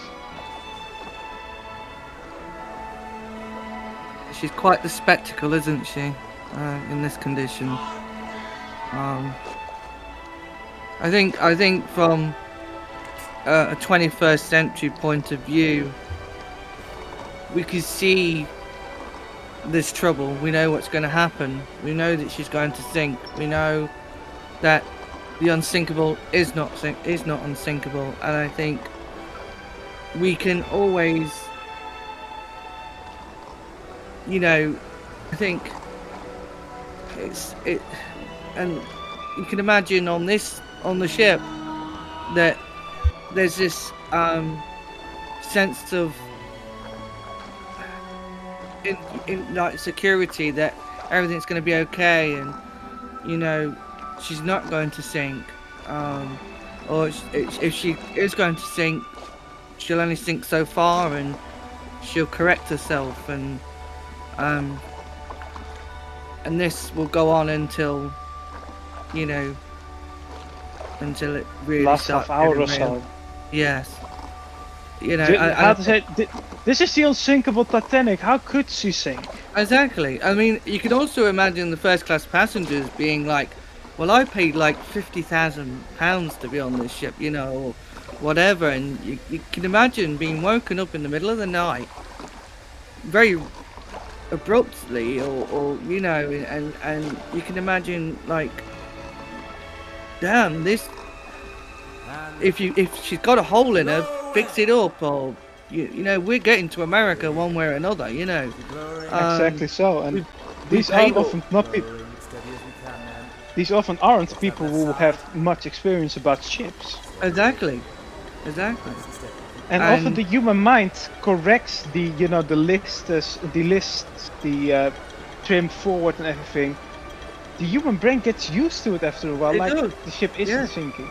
Yes, it does, and you can imagine, you know, they don't believe the ship's sinking. They don't believe that the ship's in any trouble, or and this is why, unfortunately, so many died. It's not just because people weren't allowed in lifeboats, or certain class weren't allowed up on the boat decks and things like this. It's just because a lot of people didn't believe the ship was sinking, and if she was. I must say, however, of course, one of the reasons why many lifeboats were also underfilled is because some officers didn't want to risk the davits to buckle, I believe. Yes. Well, because the Welling davit was a very relatively new design. Yeah, and on the Olympic there was one that ultimately did break in 1923 in this case. 1913 even, so to say, when one failed suddenly during the lowering, during a test. And how to say it, I believe Lightholder, Pittman and Lowe said that they wouldn't want to load a lifeboat to full capacity, would so to say were in the right, since if they overfilled it and the davit broke, we would have been criticizing them about that right now. With the contents of those lifeboats in the water. I think it's like, again, this goes back to the 21st century thing, you know. We can say, we can scrutinize, it's easy for us to scrutinize them, but we weren't there. We weren't in that position, you know. We weren't on that ship that night. Everything we get now, okay, it's first-hand accounts, but we're getting second-hand information, you know. And, exactly so. We're like detectives. We're like Sherlock, putting everything under the microscope, and they're under the microscope, you know, and their testimonies are under the microscope, and you've got to split between what you believe and what you don't believe, and what's a little bit far-fetched. It's a little bit. Titanic is our crash site. This happened, and we're going in, finding out what really happened. And I think, as we will never really truly know fully what happened, because may I have say something? Yes, sorry. Go ahead. I always say our hobby isn't exact science. No. nothing is sacred too in this case, since I believe if things of 10 years ago are already being challenged a bit, how to say, it proves, how to say, if how to say, nothing is definitive. No.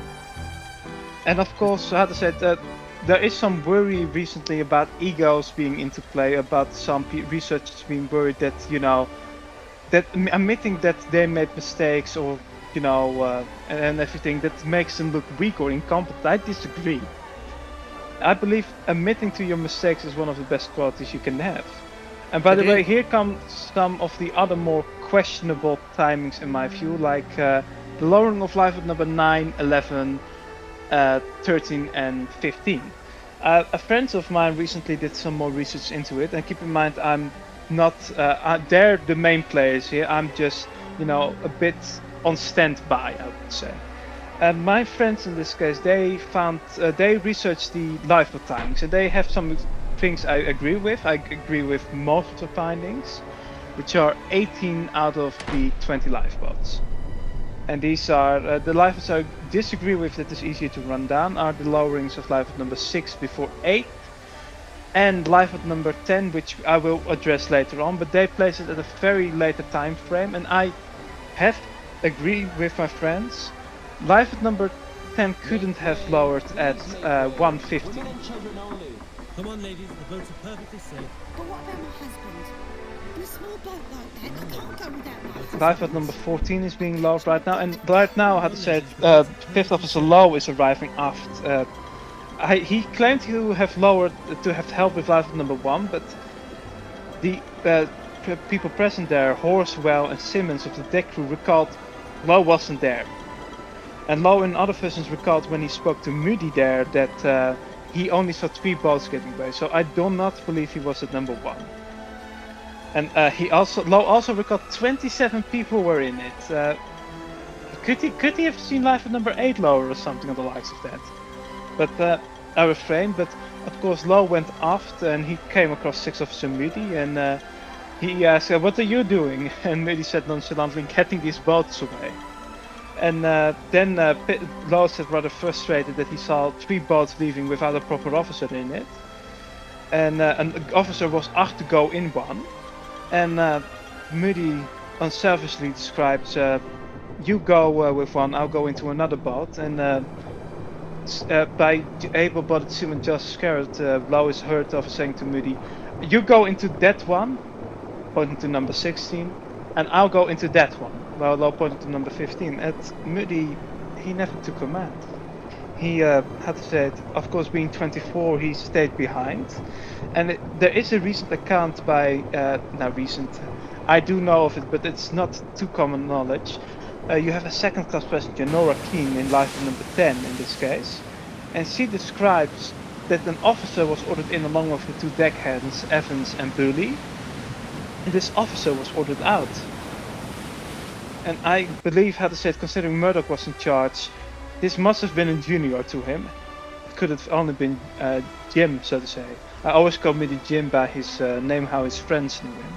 Even though there is a nickname that he has that is being kept under wraps by, how to say it, Inge Scheel, who is one of the most experienced historians on the officers in this case. He wrote a very wonderful book on Fifth Officer Lowe. But when second-class passengers Claire Cameron and what was her name, Nellie Walcroft, I believe her name was Walcroft. Walcroft was her name. When they came onto the second-class boat deck on the port side, they described there were only 2 junior officers there, which were of course Lowe and Moody, helping there with the lifeboats. There were no senior officers; they would come later. But right now. Only they were loading number 12, 14 and 16 in this case. And of course you have lifeboat number 9 leaving quite soon at 1:15.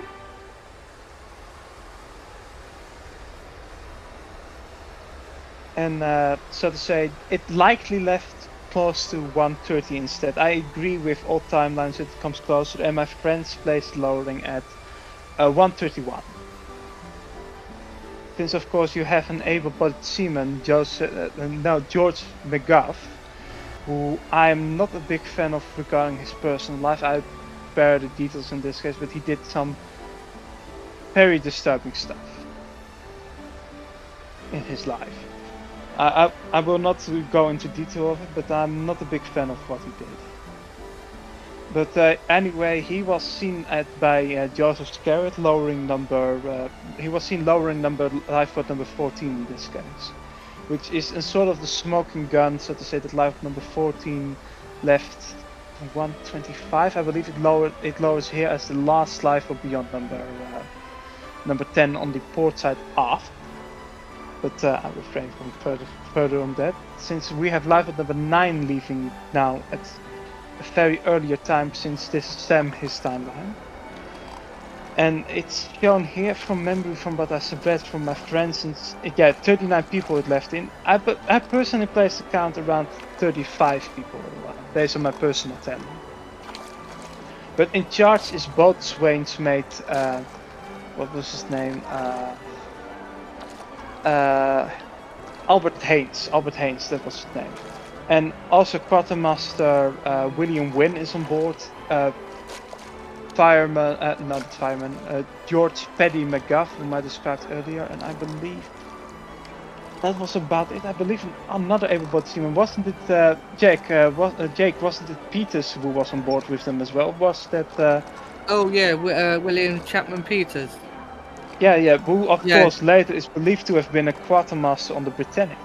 Yes, we did find a W.C. Peters on the crew list of the Britannic, which we do believe that was William. Whether it was, we do not know at this point, but it is possible that he was a quartermaster on board the Britannic. But hopefully we'll find out more in the future. Hopefully so. Coming back, by the way, there is a story that came by of Jacques Vittel, who was an American writer, together with his wife Lily Mae Vittel. She was, of course, in lifeboat number 9, but a friend of mine, the now late Randy Bigham, who of course died quite recently, this video has been made in his honor even, he wrote this wonderful article on Lily Mae Vittel, which has the truth about her separating from her husband, since instead of, her Jacques putting her into lifeboat number 9, she ran away from him. Keep her steady. And why that was, he made a rather snaring comment that after they looked down on A deck to the third class passengers down there that were, so that they, huddled together on the aft well deck, he made a comment that she was limiting his chances of survival, and that cut quite a nerve to her, and she ran away from him. She never had the proper time to say goodbye to her husband. And how to say it? When Mrs. Vittel went to the boat deck, she came across 6 Officer Moody at the top of the stairwell, and Moody seemed lost according to Vittel, and he brought her to lifeboat number 9.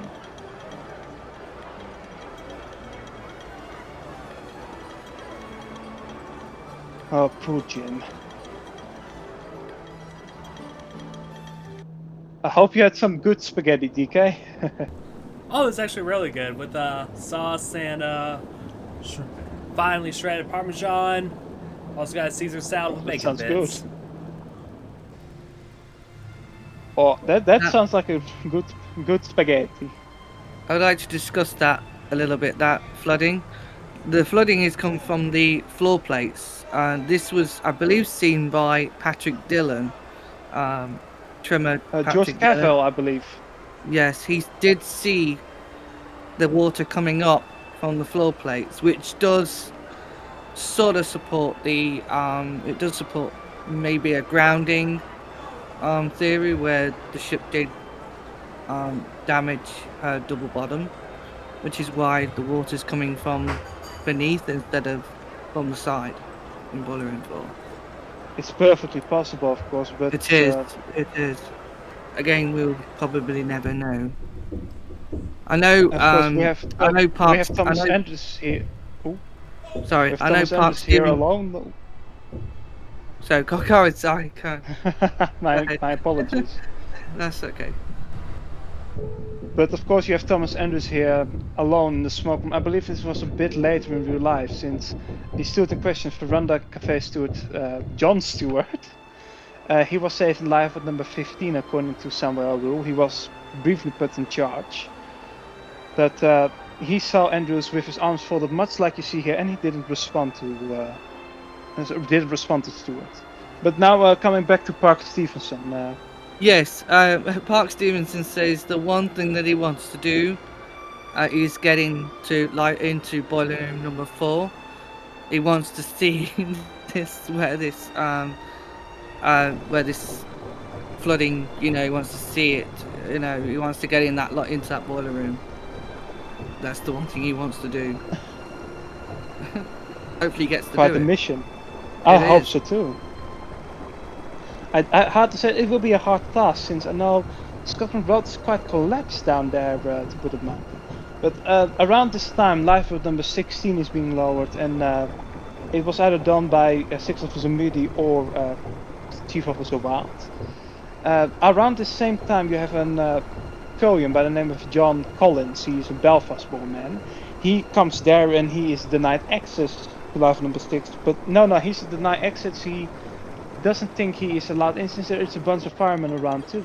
Of course, Father Jessup is around this time too, and the 28th estimate is quite wrong, since there is much more given in this case in other accounts, which is about 56, I believe. But how to say, it is quite strange, however, that not many of the number 16 occupants are known. Only 8 or 11 confirmed occupants are there, or at least debatable, since nothing remains sacred in the Titanic community. But of course, during the lowering, there was a Middle Eastern woman who let her baby off on the deck, and Sixth Officer Moody grabbed him and said, "Take care of her, take care of this baby, Jessup." Since there are 2 versions of the account, which John Maxton Graham received, which of course Jake knows quite well too, since he was the one who uncovered the rare recording. I did. Yes. Well, Violet was another very interesting character. I mean, I think everybody should know or knows about Violet Jessup. Violet Jessup would later go on to become a nurse on board the HMHS Britannic, Titanic's younger sister, and she would also survive that disaster. She was a very unlucky but lucky lady, to say the least. But larger than life, that's for sure. Very much so, yes. She was a very straight-laced lady as well, which I've noticed in the voice recording. She's very direct. She knows what she means, and she won't be swayed. She is very, very. And what I noticed with Violet as well is that even with her head injury that she had during the Britannic disaster, when she fractured her skull, is how that never affected her. The way she spoke, the way her mind was. She did mention her behaviour was a little bit off during the recording, but she was just so sharp as a nail. It's hard to believe that it was recorded in 1970 or 1971, right? 1970, so just a year before she passed away. Yeah, it's strange sometimes, isn't it? Yes. Oh, yes.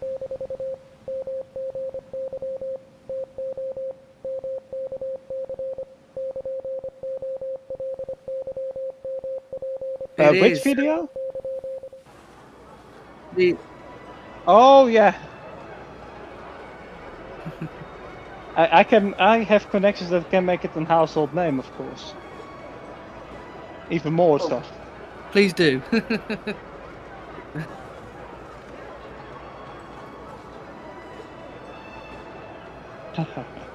If you can get it out there, Thomas, please do. Of course, we have Lifeboat number 12 leave before 15. That is also quite debated. I believe number 14 left before number 12, by the way.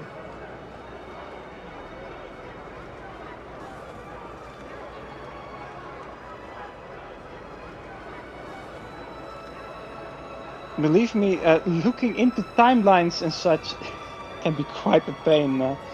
Especially, how to say it, when I have friends who are very talented, but you know they're kind of it's kind of hard to move with them sometimes things. I'm always open for new changes, but of course, if there's serious doubt, I do not want to make sure they make a mistake in this case. You know, there is one survivor, for example, Edwina Trout, who was in Collapsible D, based on Don Lynch's research. I take Don Lynch's word for it, since he knew her personally and he did research in her. And the problem is, some believe she was in number 16, since he describes Master at Arms Bailey in this case being in command. But here's the funny thing. Collapsible D was commanded by Quartermaster Arthur Bright. Guess who his brother-in-law was? Go ahead. Enlighten us. Master at Arms Bailey. How to say it? She describes she was in the boat with Bailey, but she was likely in the boat manned by his brother-in-law. But how to say it? I still have to uncover much about it. Life at number 12 likely had more of 42 people in it. Well, funny, interesting as well. My friend Richard Jones, who has written plenty of books on shipwrecks and disasters, and including Titanic, his wife is actually related to the Master of Arms on Titanic. Thomas King? I think it's the other one. The other one? Oh, Bailey. Yes, Bailey. That means she's also related to Quartermaster Bright then. Exactly. That's only just a recent discovery though. By the way, you saw the conversation mentioned between Moody and Lowe in this case. That happened much earlier. Since life at number 16 is already gone. Or just imagine looking through the windows as a third-class passenger, for example, and looking into it and seeing the Café Parisian, or on the other side the a la carte restaurant, or its galley and pantry.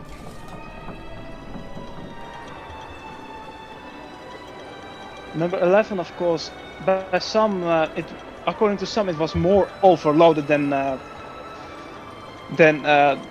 here with 41 persons, since most claimed there were 72 people on board, even though that figure remains, challenged a bit by some.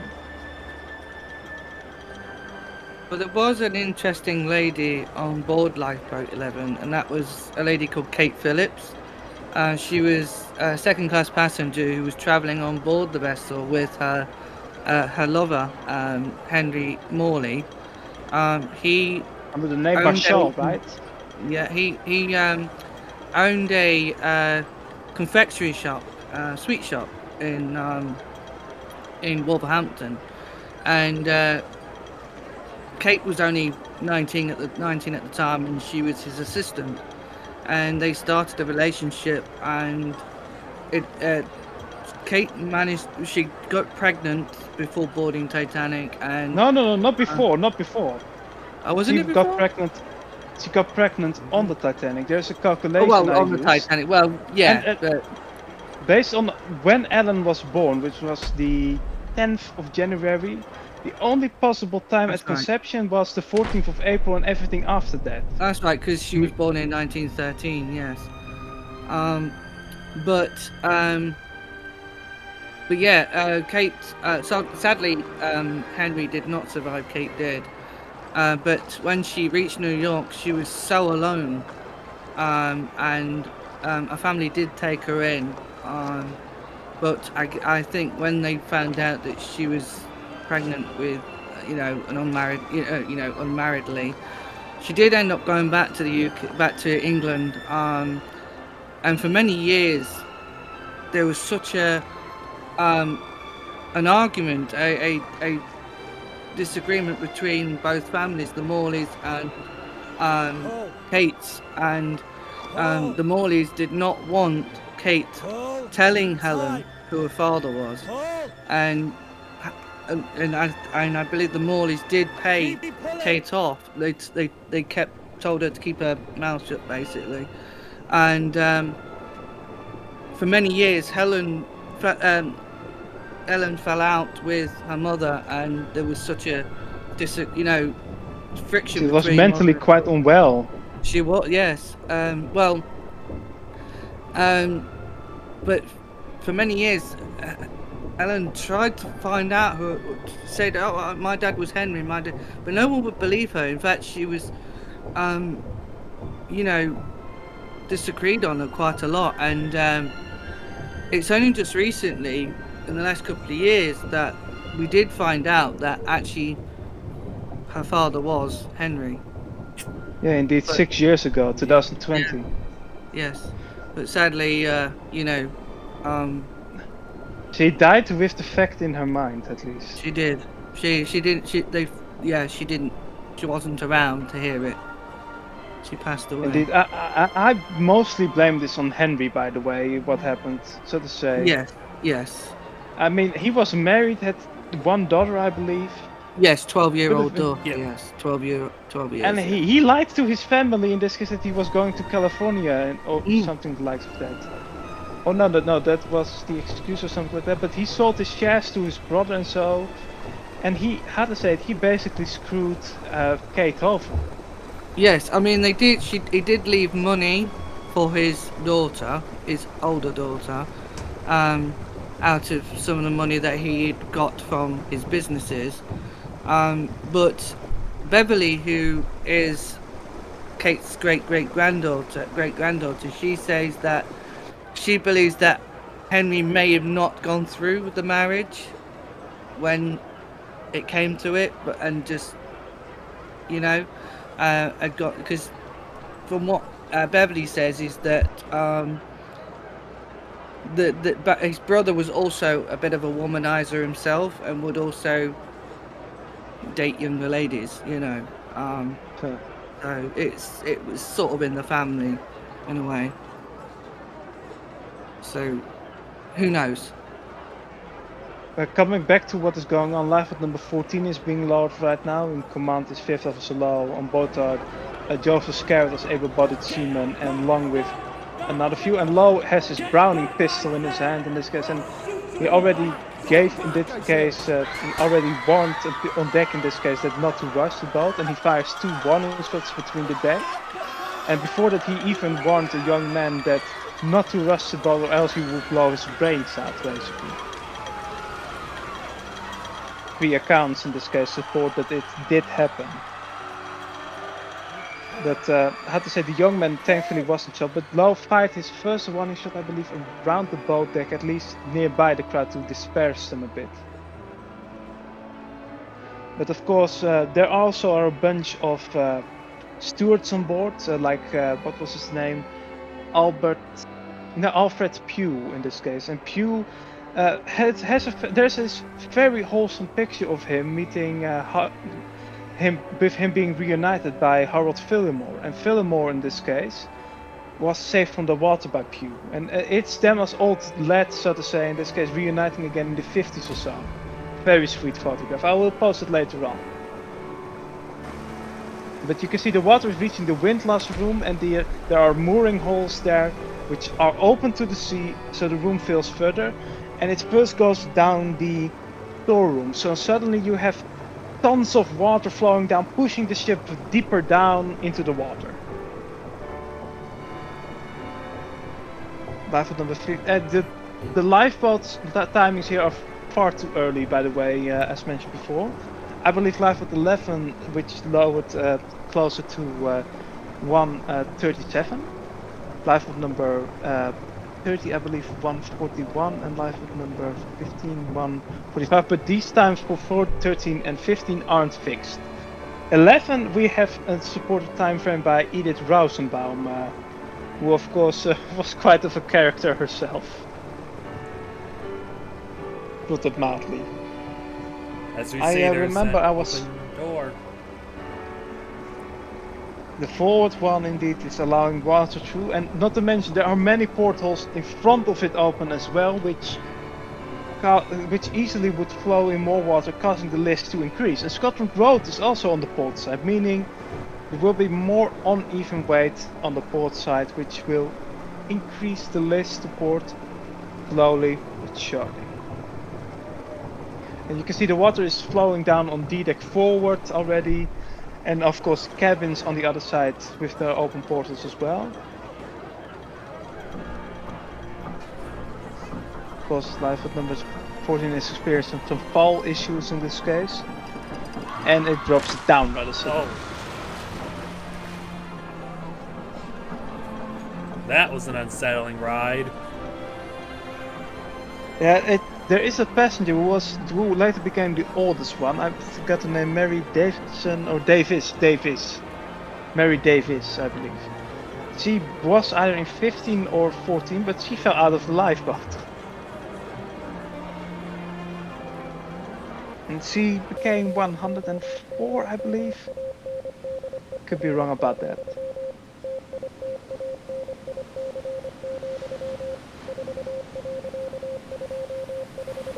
There's Olympic, just basically, I'm giving her all she's got, Captain. Full speed ahead.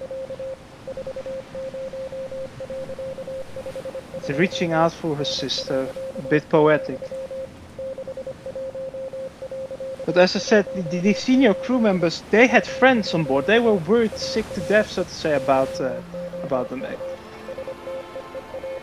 And of course, lifeboat number 15 almost lowers down on number 13. And by the way, as I mentioned before, they, to my knowledge, lowered a tad later than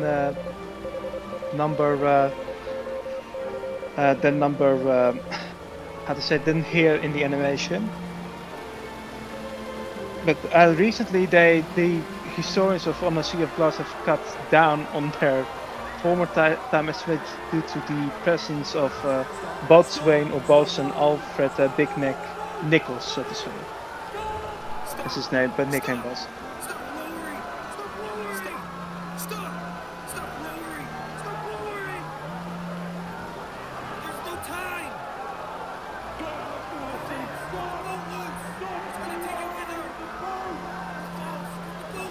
Even though it's number 15, a lot of people thought number 15 was lifeboat number 14, so you had people shouting, "Stop lowering 14!" rather suddenly. In real life, it is, of course.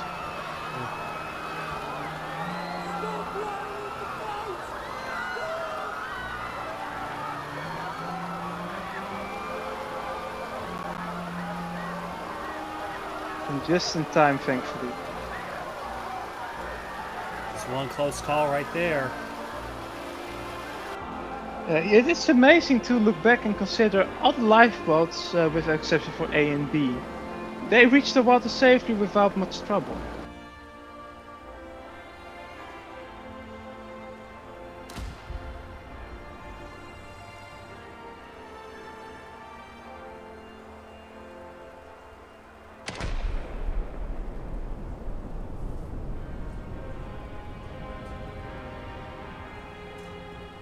Of course, the Stars and Stripes are being played, which of course at the time wasn't the American anthem, but it was described by name by George Harder. The boats are perfectly safe.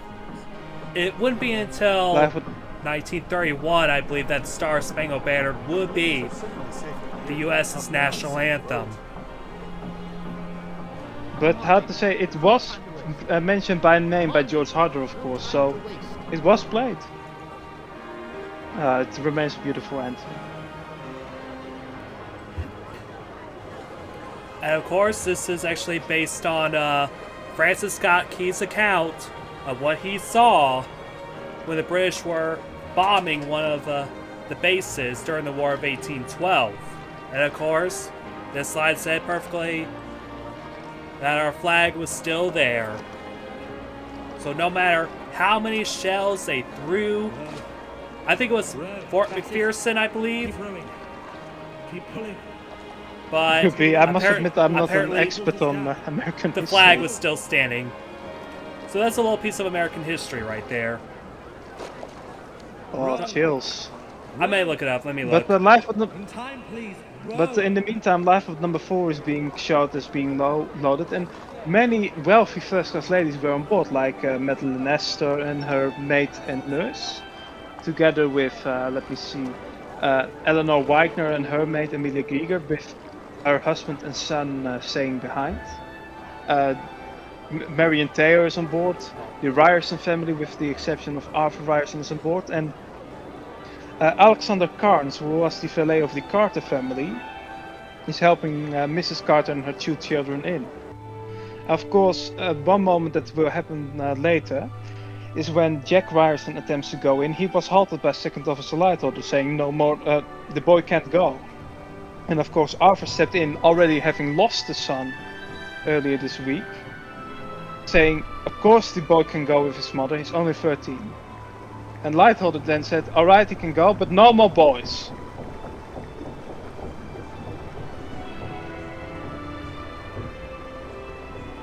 The fun thing is, how to say it, Mrs. Carter ultimately put the hat on her son's head to make him look like a lady, so to say. Because the water is now reaching the reception room further. Port McHenry. Yeah, I was thinking, I don't know why I was thinking Fort McPherson. I was thinking of that base up in Atlanta. But yeah, I kind of realized, oh yeah, it was Fort McHenry. Now, making mistakes makes us human, pal. How to say, don't worry about it. Yeah.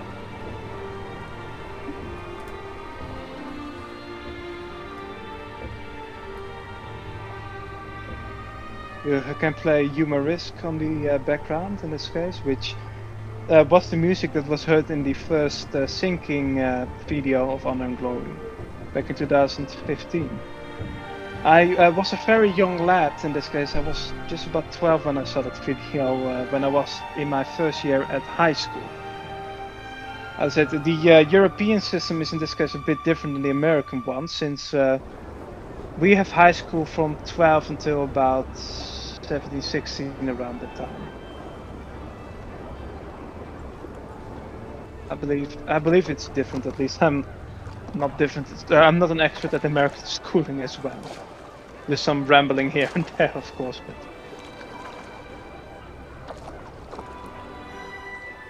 Oh, just imagine that sight, seeing her list further and further and further. As right now, the water has completely submerged those D-deck portholes, as you can see. Yeah. As we know, portholes do not like being submerged, as we know from Britannic. Yeah. And WhiteStarLine pointed out perfectly, saying, "I see a glass shot right there." And TMB said it perfectly. He's 14 and middle right now, going into high. And oh yeah. With me, how to say, with here in the Netherlands, I was, let me see, exactly 12 when I graduated. Since it was on my birthday back then, I remember that quite well. We went on a wonderful holiday afterwards in Germany, in Laber. It was quite wonderful with my entire family, and my cousin and my late grandpa came over as well then. It was the first time in years that all the branches of the family were together for a time, since my aunt lives in Canada and my uncle lives in Germany. But I can't express the legacy of my late grandpa enough to be here, since he was also very in touch with the history of our hometown. And that inspired me as well a bit, but I'm on the field of the Titanic here, of course. But my grandpa, if he knew where everyone lived back in the 50s and the 60s, and he was the secretary of our historical society of our town. But he managed to live to see the first time I was being credited in a book, and he said it was a book to be proud of. God rest his soul, old captain, since he loved to sail in this case. Recently we managed to sell the motor yacht of my grandpa, in this case. My grandma signed the documents, and it just doesn't feel the same with the captain there, so to say. But enough about personal stories. The port list right now is increasing in this case, and you can see indeed the water is reaching the foxhole. with the water flowing off the railing, and then also over the railing of the outside railing, more of the part of the hull and the gangway doors, as they were called, of the forward well deck. Since many people don't know that the forward well deck also had gangway doors.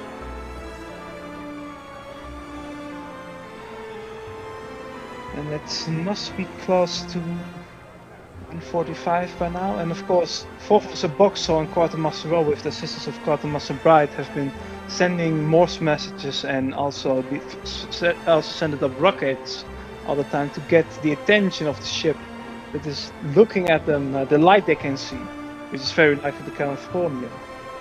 And then now, as I said, now Fourth Officer Boxall is ordered by Captain Smith to help Chief Officer Wild and get into number 2.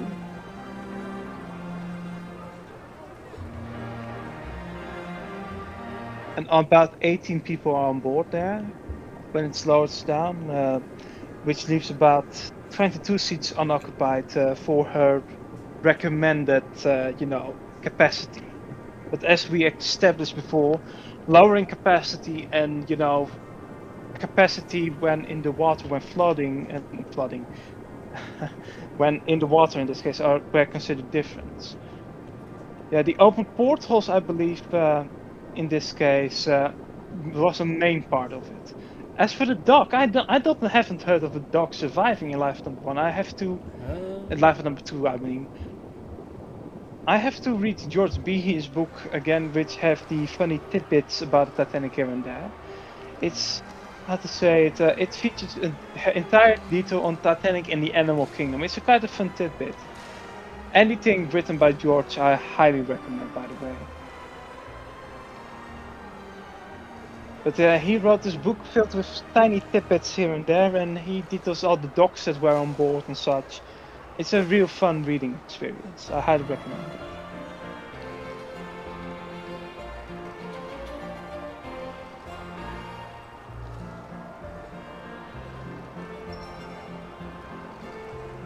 Just to mention, of course, there was an assistant second-class dining saloon steward by the name of Walter Nichols. He was in Life at number 15 or 13, but he could see the propellers coming out of the water around this time. Or at least when they started to, when they reached the water or started to clear off or something like that. I try to remember the exact quote, but I do know which survivor it was. Life at number 2 is now safely to the water and preparing to clear off, and they'll soon receive the orders to go around to reach the crew gangway.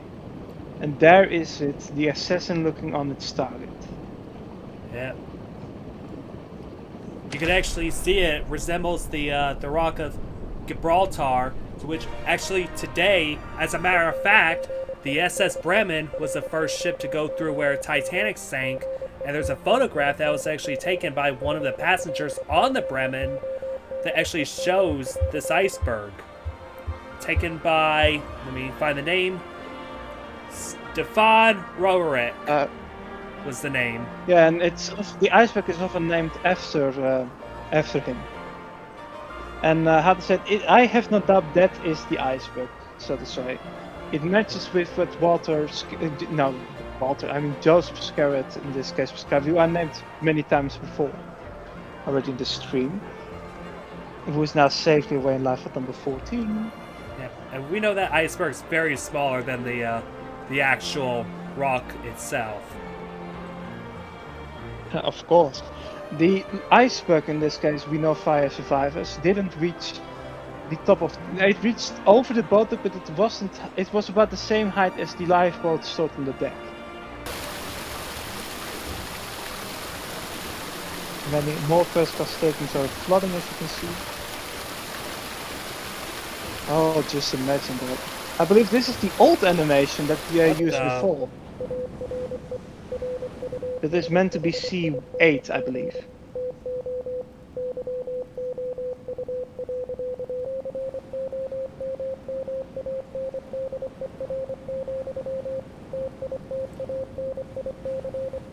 Actually, it's good.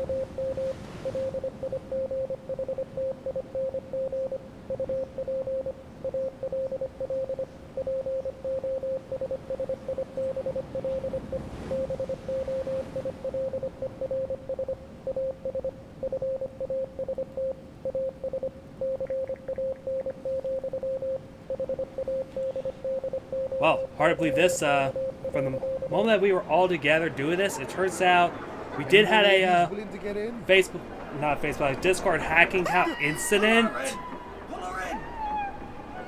Apparently, Oh, right now? It just happened.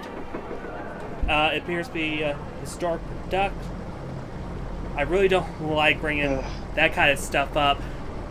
I think his account got hacked. So Jake, if you happen to notice all the chats got lit up, don't worry. Don't do anything about it at the moment. Okay. Yeah. Well, Let's head back to the sinking, so to say, if possible. This is currently under investigation.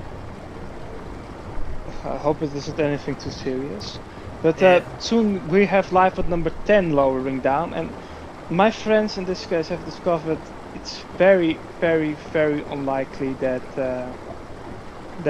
it lowered this early. If Lifeboat number 15 and 13 left earlier. They describe this lurch, which will be portrayed in the sinking from what I've heard. Even though one of the people who made it more mainstream, which is a friend of mine, he wasn't too happy about it. Lifeboat number 4, I believe, is lowered around 153 instead, or close to that. But it had the majority of it were first class passengers. The lurch support is a very new discovery, by the way. But it's a sudden, a sudden dip more support when the ship wasn't still in her final plunge. The unknown man could have been, what was his name, Edward Ryan, or I forgot his name, Nesiyon Krakorian, or something like that. He was an Armenian man.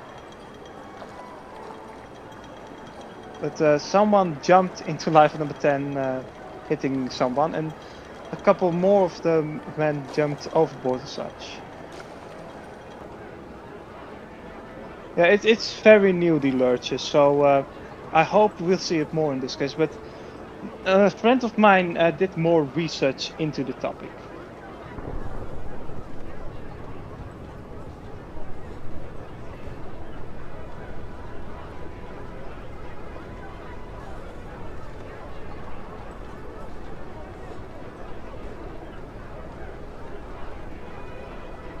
Of course, let us say in how the sinking now is portrayed, there are only 3 lifeboats left. In real life, around this time, it would have been closer to still 6 in total, with the collapsibles 4 and 10. Of course, the collapsibles are going to be quite intense, as there will be rushes for both of them.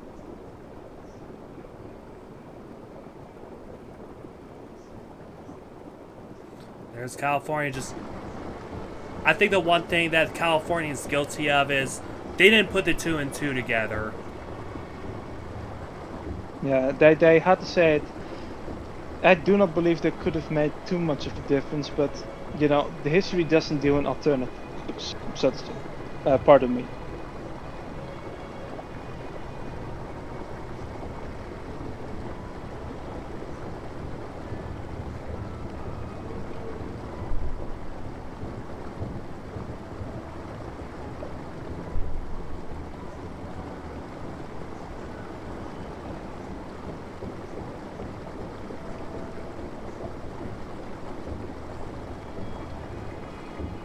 The reception room is filling further with water.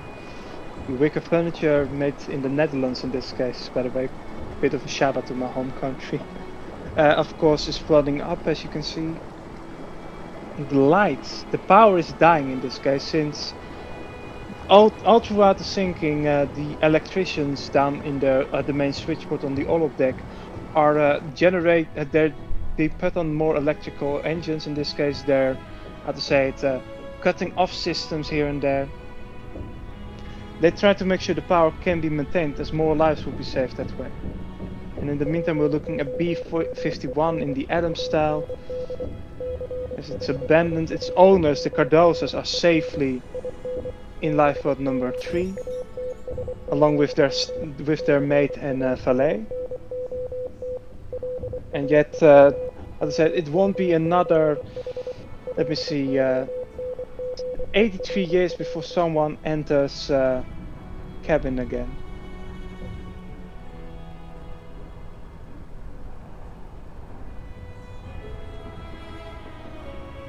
Since the ROVs ended during the James Cameron expedition. And this is something that I'm, how to say it, a bit questionable about, since the timing here, it's Lighthole record that happened after lifeboat number 6 gangway doors to take on additional passengers. Attention, boat 2, come round to the starboard gangway doors to take on additional passengers. This is the captain. Lifeboats, come back to the ship. If I were the team, I would have split those quotes out of one another a bit more. Row to the gangway door. This is the captain.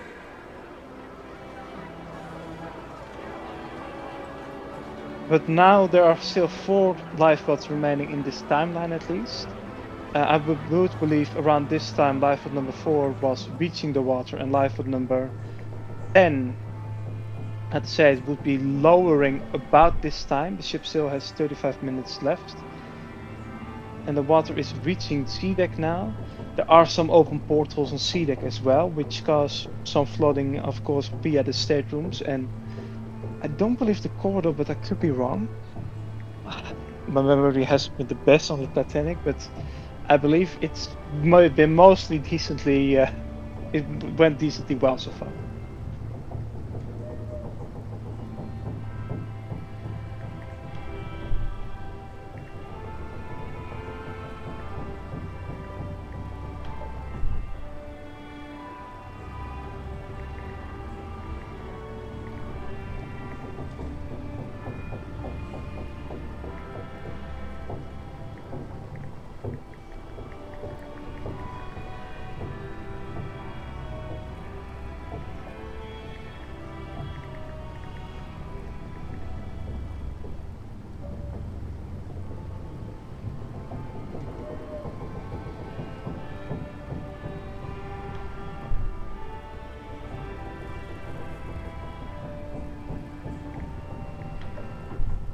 They're playing Eternal Father Strong to Save, which was recalled by name by some surviving crew members, landing in Plymouth, I believe, via the SS Lapland. But the band, they made a change from, you know, playful ragtime tunes, anthems and everything, to more softer tunes, so to say. But I do not believe around this time they would have started to play hymns, since they still played Alexander Ragtime Band around the time Lifeboat number 5 left. And we're looking now at 157 in this case. Indeed, Smith is relieving in this case Phillips and Bright, but they remain there. He said something like, gentlemen, you have done your full duty, abandon your post. Of course, First Officer Murdoch is firing warning shots to prevent a raid. This is recalled in this case. Yeah, as a matter of fact, that has been recalled from Jack Thayer and Eugene Daly around that area. No, Eugene Daly is a different matter. Eugene Daly saw the suicide and shooting of officer later on.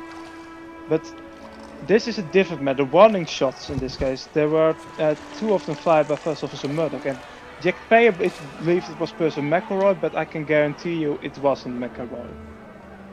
As, how to say it, at the same time, McElroy was standing together with Barker, Dr. O'Loughlin, Dr. Simpson, and the purser clerks as Lightholder came up after long number 5. I do not believe it was McElroy firing.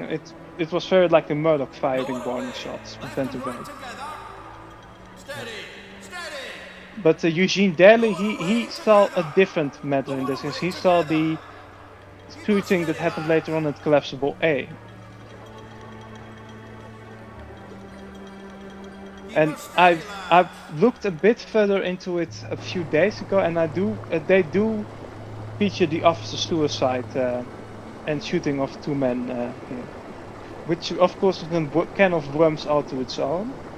As how to say it, I believe the only two likely candidates are Chief Officer Wilde and First Officer Murdoch.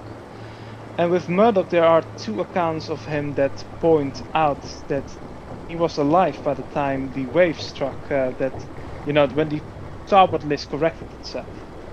As I do not believe that the officer's suicide was any embellishment by the press, as the rumors started as early as the house on the Carpathia.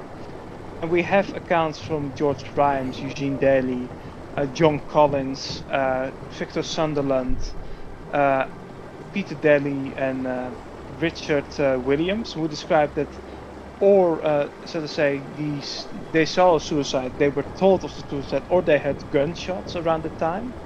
How to say it?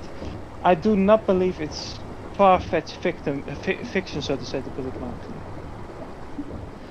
But how to say it? It was either Wilde or Murdoch. I do not believe. Can't say it for sure, but I do believe there's some believe it's indeed Wilde. John Collins gave evidence that said that he saw the officer being shot was Wilde. At least per title he said so. But I do not want to state it as a fact. It should be, how to say it, it's a mystery for a reason. I hope to open the investigations. George Behe recently in the book over the tidbits, he made a case for Murdoch being the officer based on solely the accounts, but I want to go into the mindset that the officer is unidentified and then conclude things properly.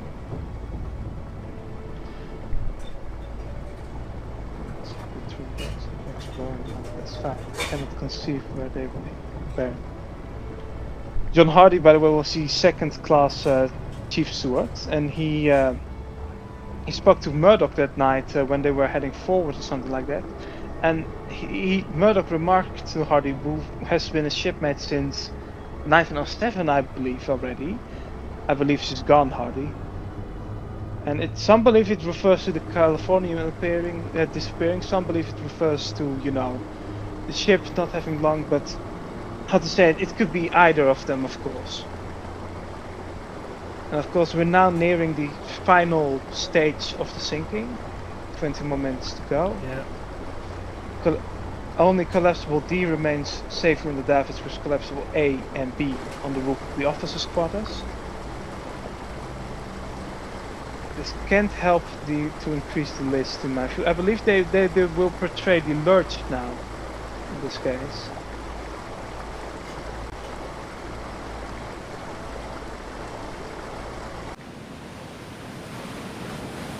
The Carpathia is on its way.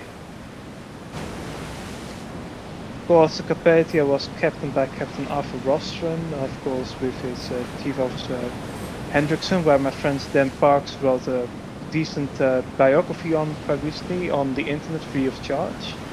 First Officer Horace Dean, who was a former WhiteStarLine officer, funnily enough. Second Officer James Bissett. Third Officer Reese. Fourth Officer Barndish, and you had a navigational officer whose name I forgot. But there, how to say it, full speed ahead, so to say, to the scene. And just imagine seeing the water just flooding down there. So reaching C deck, so it will be on B deck, and it won't be long before it's on A deck. That's just possibly one of the most unsettling views. You look down and you see that. Yeah, Ken Marshall, I don't know if you remember, has made a painting of it. Yeah, I actually saw that. I saw that previously. And in fact, Ken Marshall, along with Don Lynch and many other Titanic historians, in fact, was on the Queen Mary this past week for Titanic Week. I think it'll be a big goal for us. I think it'll be a big goal for us. History inside a nutshell on the Queen Mary with Titanic Honor and Glory. Well, I first and foremost do have to admit I have other priorities to go through in the United States. How to say it? It's all for the best possible cause. But coming back, I do hope to see the Queen Mary one day. But it's not my first destination, the United States. But now more people start to get onto the boat deck. Some people are being ordered to the starboard side to even the list out. As she goes deeper and deeper into the water. This reminds me of the shot in the James Cameron movie. You know, with Jack staring out of the portal and such. Oh, this is the Ellison cabin, the C-26.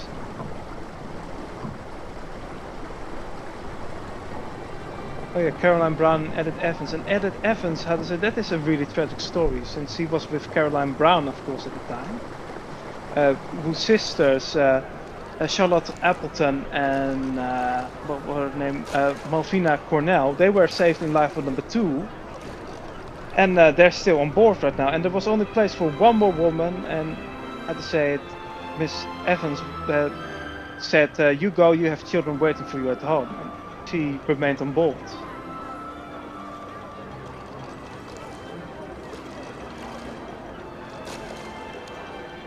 Now they're playing Alexander Ragnar Band as recalled by Jane Hoyt.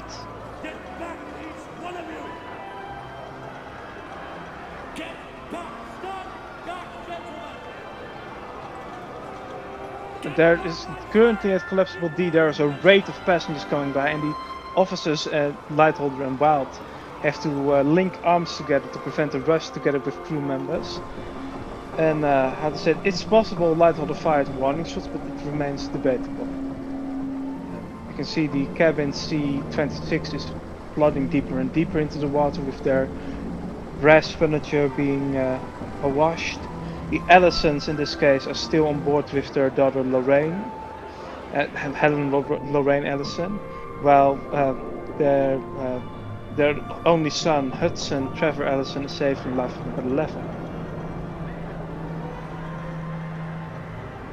A sudden lurch takes place which makes the ship sink even faster, and as I said, you can see Hugh Wooner and Lieutenant Bjornsson Stephenson on A deck, and they're about to jump into Collapsible D, which lowers past them on A deck.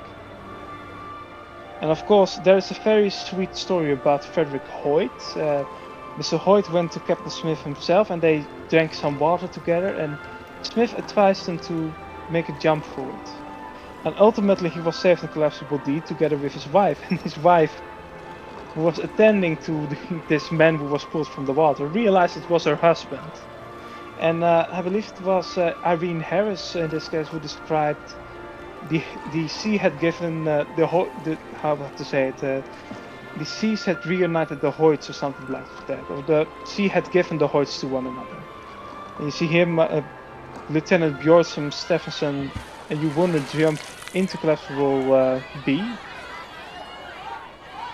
There were two members of the Our Coterie group who survived, the other being Colonel Gracie and the other being Helen Candy, who is safely away in Lifeboat number 6. And the ship now has just about 30 minutes left.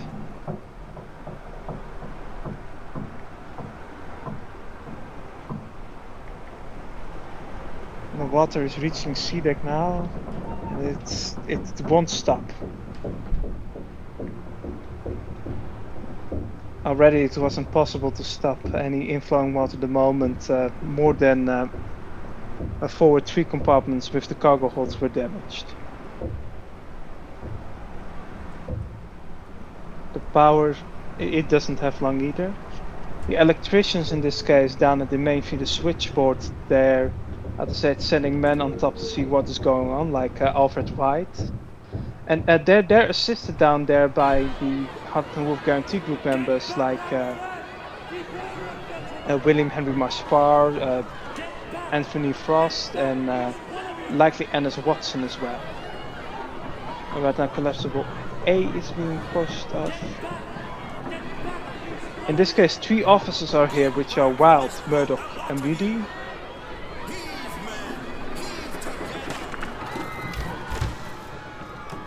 That scream sound effect comes from the James Cameron movie. But right now Collapsible A is just on the deck in this case, and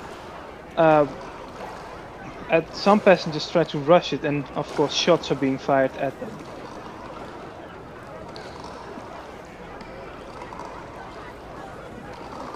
To prevent a rush, and an officer ultimately shot himself then and there. I do believe it's safe to assume that it's not some far-fetched fiction. I believe you can see it here.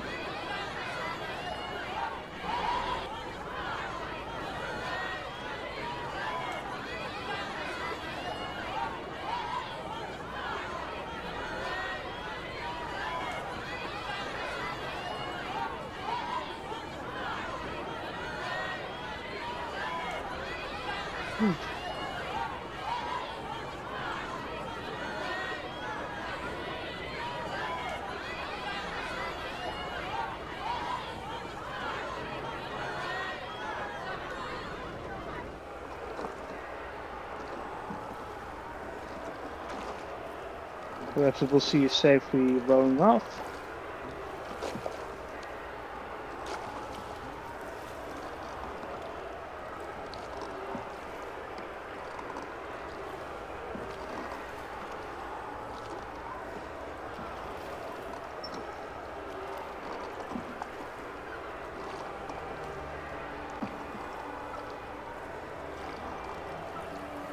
I believe the band is starting to play Nearer My God 2D, the Propeo Deo version, or the Methodist version as it is called.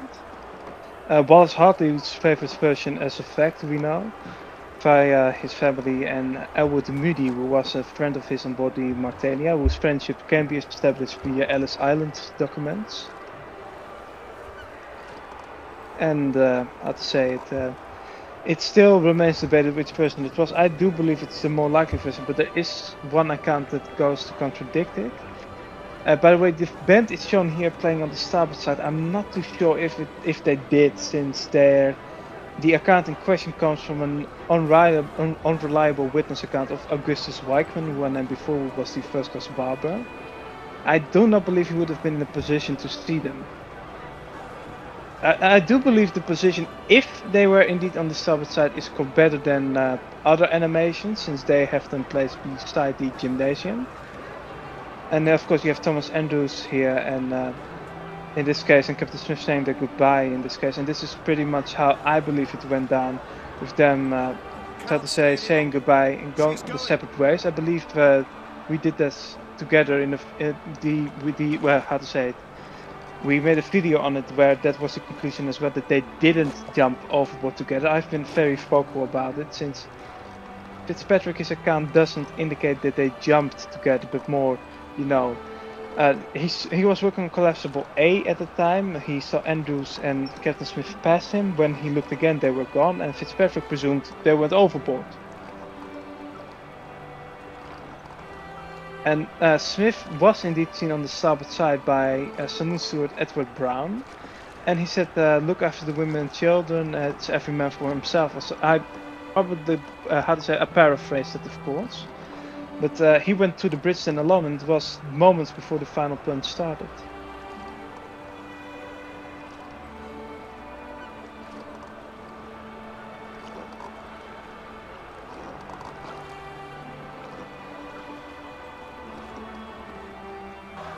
Ready, boys? Oh wait, it's Autumn that's playing right now. The hymn, Autumn. Possible bees being thrown off. Get back! Get back! The lorry! And now Nearer My God 2D plays. Whoa. As I said, shooting is being portrayed, and the suicide as well, even though I would place it a few seconds later, since the officer, according to George Rhymes, said, "Goodbye, it's every man for himself," before pulling the trigger after giving a salute. And we know that are the exact words, since I have the original French letter, and those words of the officer are in English. The rest of the letter is in French, except those words, along with women and children first, I believe.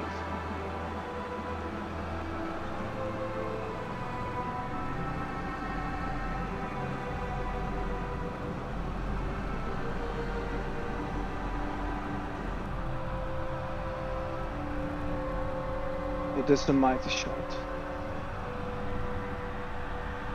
Wide It reminds me a helicopter bit shot. of the cuff. Of course, the water is now already on A deck.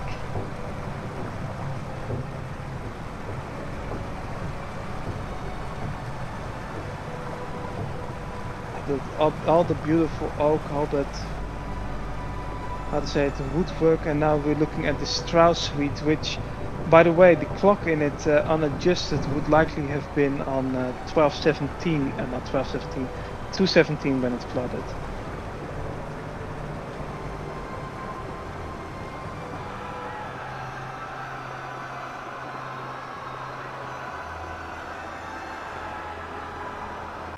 We don't want to block, we leave the boat on the deck. That is what 6th Officer Midis told the men there.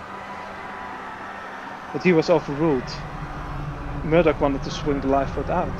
And suddenly the port list corrects itself to a sudden lurch to starboard, flooding the deck with a massive wave like this. And many people are being washed away, likely Murdoch, Moody, and many others as well. And Lightholder is still standing on the roof of the officers' quarters and sees it happening.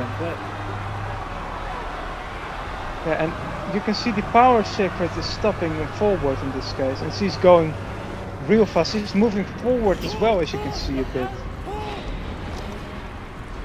Bloody pull faster and pull! Bright and Phillips are of course safely out of the macaroni room. Not safely not, but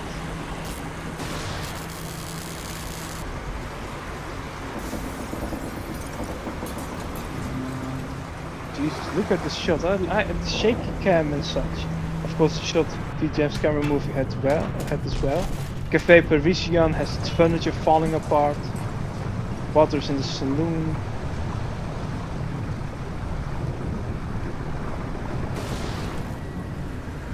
And the power goes off in the dining saloon.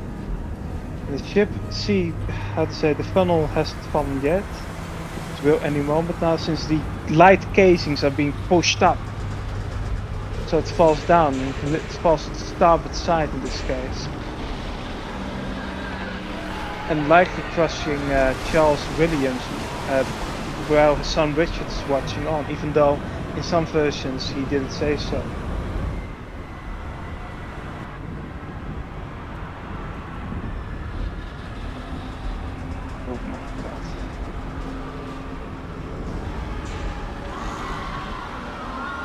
Second funnel. With the sparks, coal dust likely being ignited. And here's the climax and then part. She breaks. Like, Jesus. There was one shot I could, right there. The aft grand staircase just disintegrated like that. I can't believe they did that. Even though the dome is in decent shape in real life, since it was recovered at the wreck, some of the glass still intact. Of course, the fore and aft tower indeed, and the stern settles back.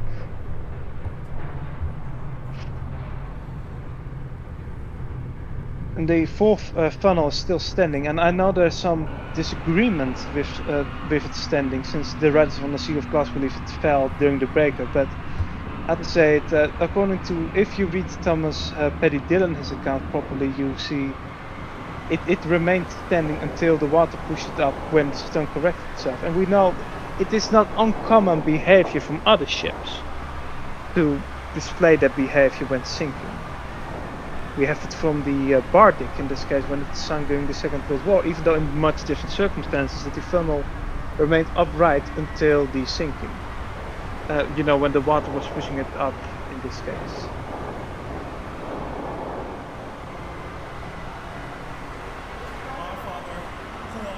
And of course, unlike what most movies shown, there were only about 15 to 50 people on the poop deck. The majority of them, they were on the boat deck.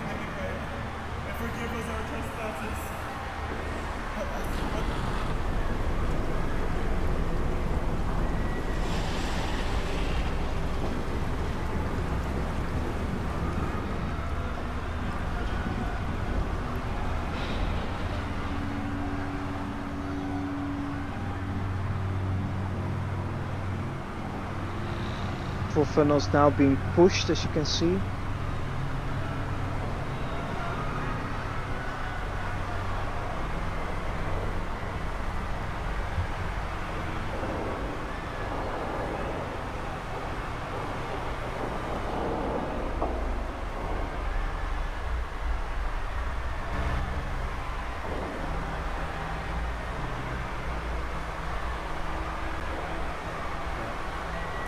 And TB said, I should have looked back at the chat.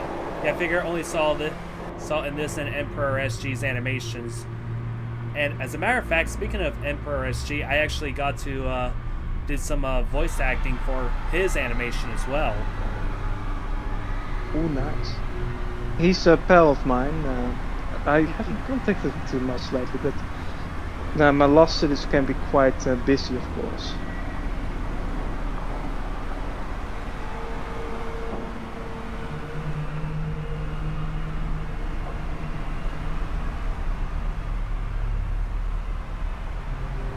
And there she goes. Yeah.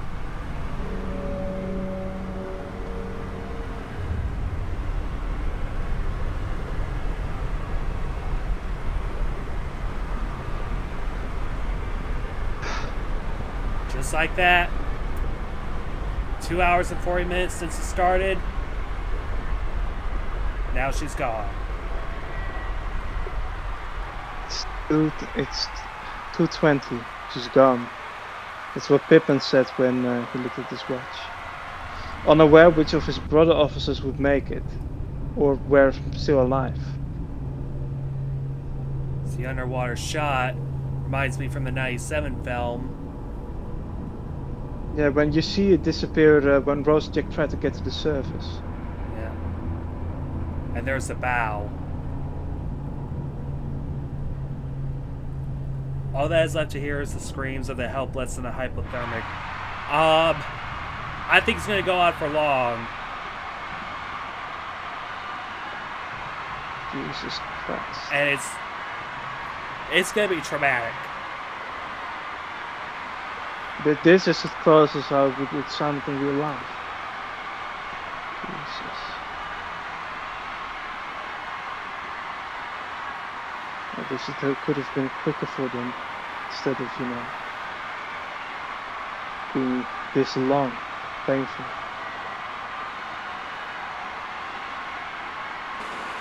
I can just put myself into the shoes of the passengers that are in the lifeboats having to hear this.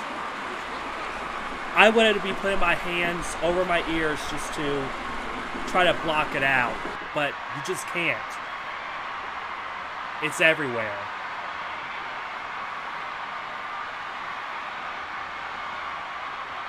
There must have been 1,000 of them in the water.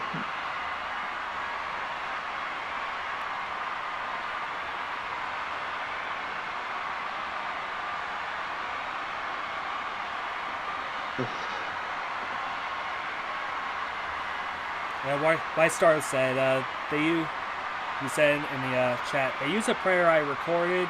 It's pretty buried among the screams and the Our Father towards the end of the sinking.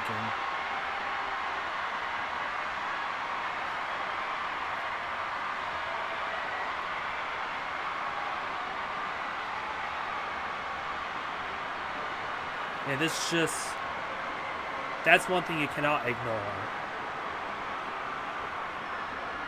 Women, children, men, in this case, all of them. With all different nationalities in this case. All there. That does not discriminate. It doesn't.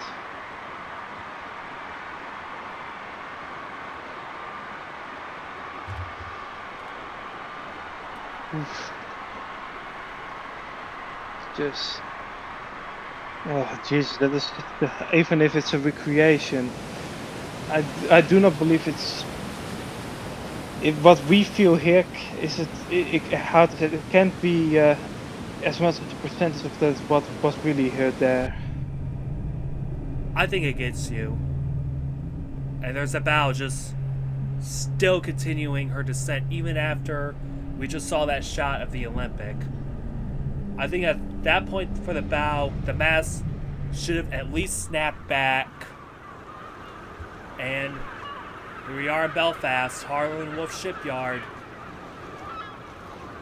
And Jake, I take it we're standing up on where hull 433 is. I am. Yes, there's Britannic. Yes, in a early construction. I always perceived this shot as shipbuilding is going to change forever now. You know, as soon as Titanic disappeared and people realised that she was gone, that was it. It's the Belgenland. Yeah. Shipbuilding was going to change. And TNB just asked, was that Justitia It's in the the other Belgenland. slipway? It's the Belgenland. I believe it's the Belgenland, unless I could be wrong. But the Justitia wasn't even, how to say it, it was merely in concept right now. Its key was laid in July 1912 in this case. And it claimed indirectly a life on the Titanic as a countryman of mine. Since of course it was meant to be the Statendam, which was a ship of the Holland America line. And one of its directors and son of the co-founder, Otto Röfling, his son Johann George Röfling, he was traveling on board as a first-class passenger and guest to see the Olympic class in action, since the Justitia/Statendam was meant to be a little Olympic class liner in a sense. It's our lives now, not theirs. Alright, that quote was said much earlier, by the way, when they were rowing away.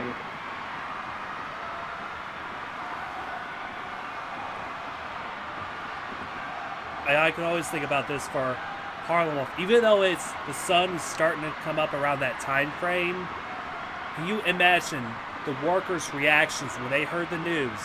Titanic was gone. Oh, they broke down crying. They broke down crying. I heard many stories that the shipwrights, the riveters, they broke down crying when they heard of it.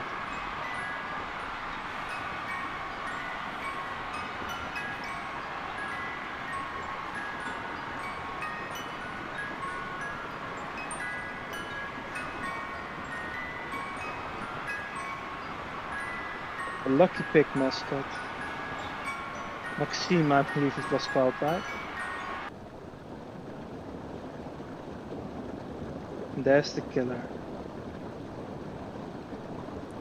I'm sure it's proud of its handiwork. Well, he has a comeuppance when he goes south, I'm telling you. Nothing will come close to, you know, what he did.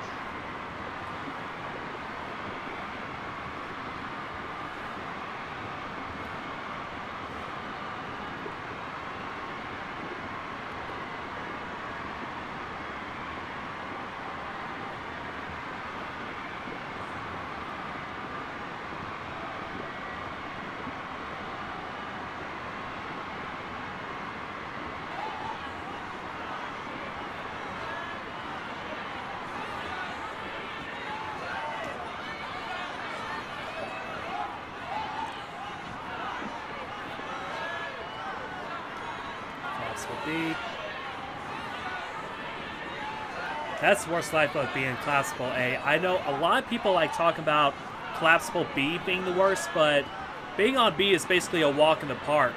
This one is a nightmare. A was, how to say it, I think both of them were worse in different ways, but A, it was a death trap, and I believe you have stories like from George Rhymes, who wrote to his wife.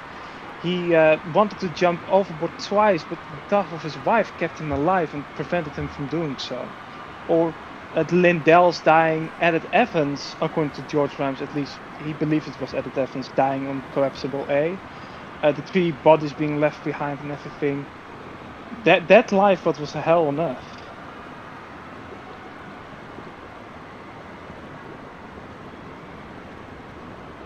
Ugh. Getting late here, it's 1:16, but I'll finish the video, of course. 1:16. Yeah, it's 7:17 where I'm at, and yeah, just like what I said, this animation's 3 hours and 17 minutes, which basically surpasses the 1997 movie by 2 minutes. And on which second are we now, by the way? See, White Star Line asks, the bodies in collapsible A were recovered way after the sinking. Yeah, as a matter of fact, a month. It was a month later.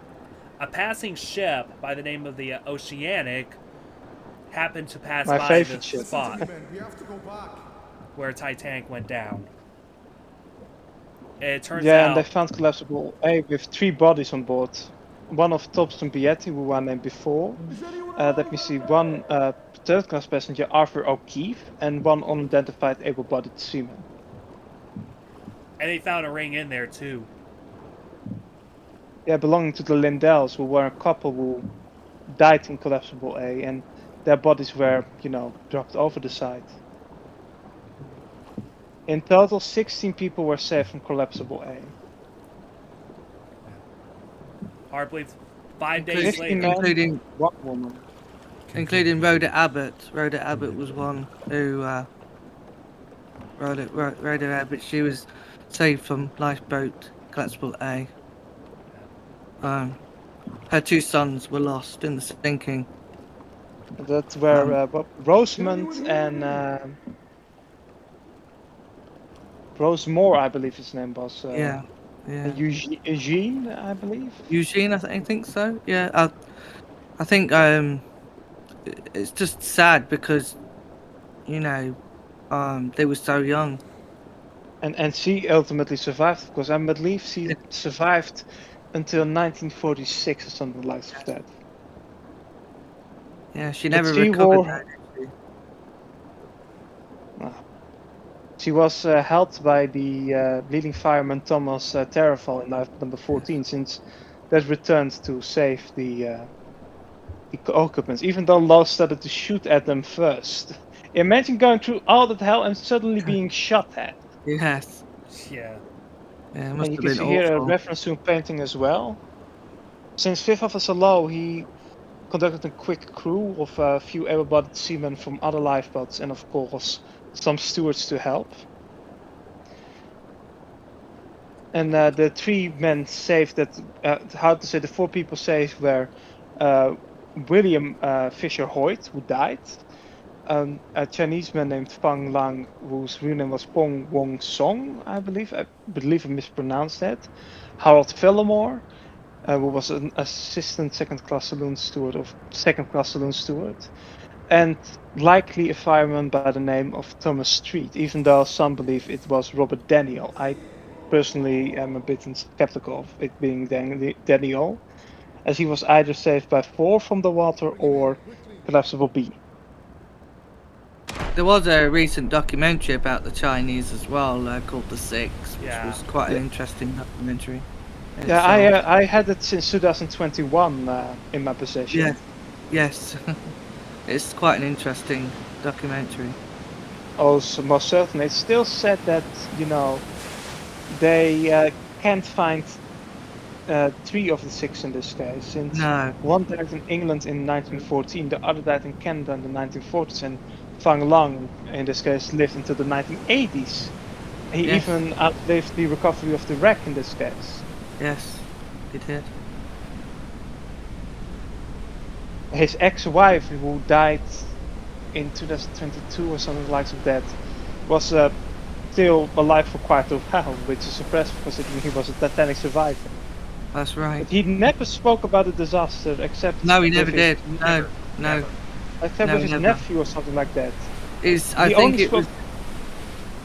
it was either the son, wasn't it? Was it his son? Was it his nephew? He talked to his nephew first, but his son went after his nephew to tell him about the experience. That's right. He told him that he was on a big ship that struck an ice mountain, and that he was in the water for a while. It was a big ship, he said. Yes. And I have no doubt it was a Titanic. Oh, of course. I think it was. But the Chinese were very lucky. Of the 8, 6 survived. And look at that, that's a dining saloon chair.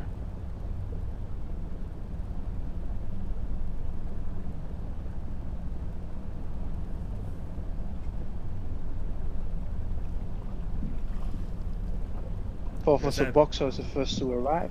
Yeah, there's that painting-inspired shot, one of the few. Yeah.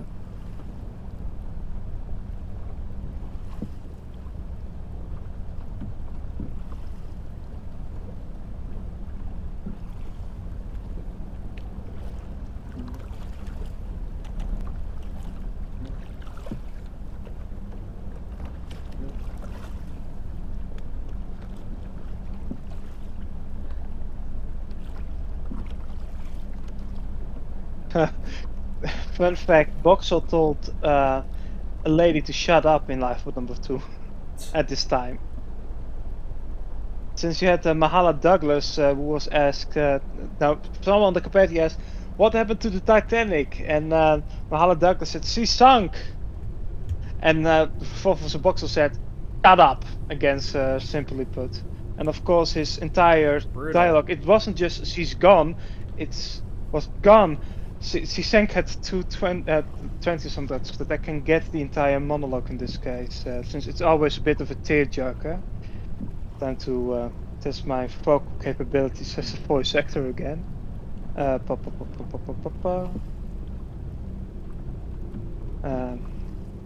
See.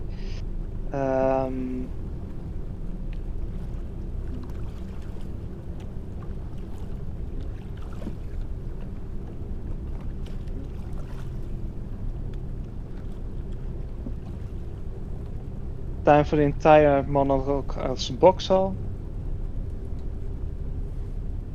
Captain Boston walked onto the bridge and asked, "Where's the Titanic?" Boxall said, "Gone. She sank at 2:20. She was hooded from the beginning." "Never mind that, my son. Tell me, were all her boats away safely?" "I believe so, sir. It was hard to see in the darkness. There were 16 boats and 4 collapsibles. Women and children were into the boats. She struck the iceberg at 11:40, and the boats were launched from 12:45 onwards. But my boat got clear away at 1:45, one of the last to be lowered. Many of them were only half full. People wouldn't go into them. They believed she wouldn't sink. Were many people left on board when she sank?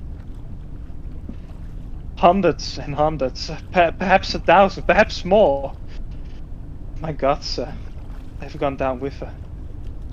They couldn't live in the icy cold water. We had enough for a dozen more people in my lifeboat. It was dark and the ship took a plunge. We didn't pick up any swimmers. I fired flares. I think that the people were drawn deep down by the suction. The other boats are near. Thank you, mister. Go down below and get some coffee and try to get warm." That is what happened, according to Boxall and for Second Officer Bissett, at least.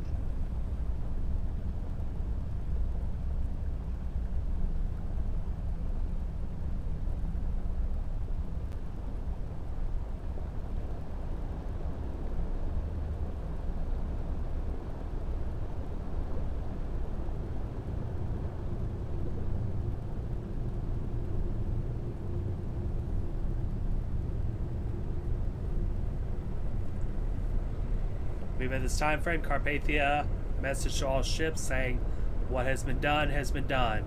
All ships resume your course. Titanic has sunk. There is nothing you can do."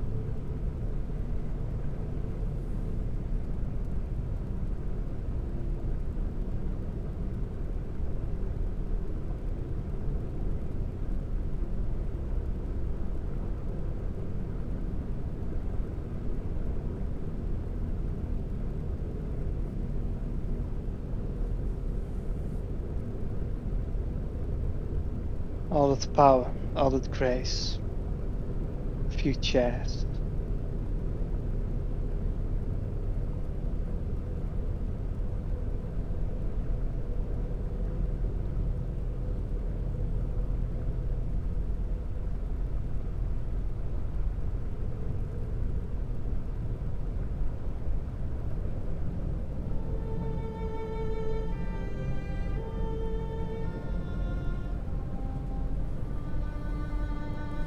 A lot of familiar names up in these credits. We saw Kyle Hudak, James Gibson, Liam T. Sharp.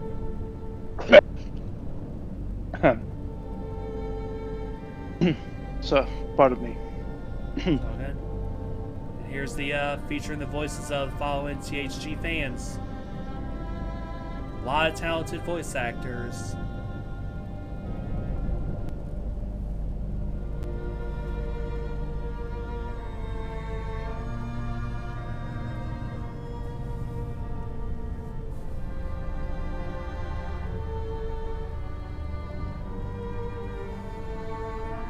A friend of mine was gonna do this, but due to the unfortunate circumstances with his laptop charger, it was already past the deadline. I was gonna do it on my end, but I did not know about it until I saw a post about it on Facebook, and by the time the deadline came and gone, it was already too late. There are many friends of mine in the credits, by the way. I prefer not to point them out to, I don't want to breach their privacy and everything. But there are some friends of mine in there. I think all of us have that one.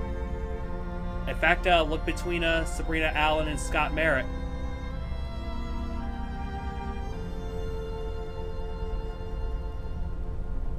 Our ambassador made it in. I do hope they do something like this again next year. I hope to bring my notes forward, since it's largely a very good sinking. There are only some small problems here and there. Yeah. Timeline-wise, at least. And more. Imagine if you voiced in and you get credited as more. Yeah. And more. Like, I can imagine there's so many pages of it. They just had to put and more.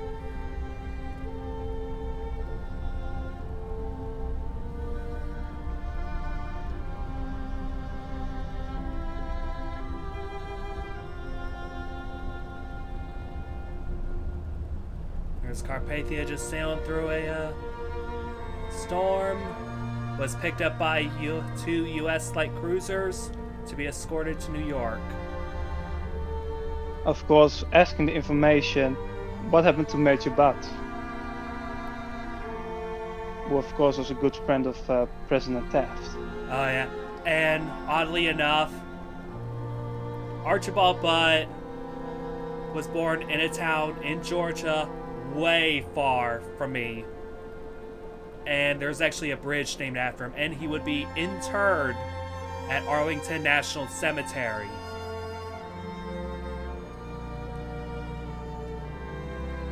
The Archibald Butt Memorial Bridge is the only Titanic memorial in Georgia, and Archibald Butt's grave is the only grave for a Titanic victim in a national military it's a kenograph, cemetery. I believe. Yeah, it is. It's a kenograph, I believe. His body was not recovered, of course. Dr. Pauly, Danny Malloy, who's a friend of mine. Danny Malloy is also a Quinn, good I know. friend of us. Sean Kiefer, Famos. SG. I own a lot to Spamos. Yeah. If it wasn't for Spamos, I wouldn't be here. Too true. There's the wreck of Said Titanic. Spamos. Her name is now claimed to the sea, to where she lays 2.5 miles down, where she would not be seen for 73 years. I'll be goddamned. That was the words that Robert Ballard said. And of course, And then the dedication to my friend Randy. Yeah, if I'm right, he passed away in March, I believe, give or take. He passed away in March, I believe, late March, so to say. I believe it happened rather suddenly in this case, of course. He was a very talented historian and writer. I can't express that enough. But that was the real-time sinking then. Yep, And of course, no generative AI was used in this animation. Now they love Good the quality in riddance. terms of the animation. Good riddance. I'll so Final thoughts? I'm I'm very impressed beyond some timeline issues here and there, but this was one of the best sinking animations yet. Yes, I agree. I Yeah, strongly same. agree. Same. My hope is that the report could help with improving the sinking even further without the glaring issues with the timeline, but beyond that, I'm very impressed. Yeah. Yeah. Are there any more methods to discuss? Or Um. I mean, if you've got time, Aunt Thomas, just if you can quickly. I mean, I don't know what time you've got, but if you it's can discuss just a little bit of your article, so we can, and then show people where we could also link it in the description to so that people can find it. But if you'd like to discuss a little bit before you of go, course. um, take it away. Yeah. Go Well, for it. first off, of course, there is this account by a survivor who I mentioned a couple of times before, Henry Samuel Etches. And Etches was a first-class bedroom steward. He was assigned to the staterooms A84, occupied by Benjamin Guggenheim and his secretary Victor Gigolo. Let me see, B86, which was occupied by Alexander Carnes, a valet of the Carter family.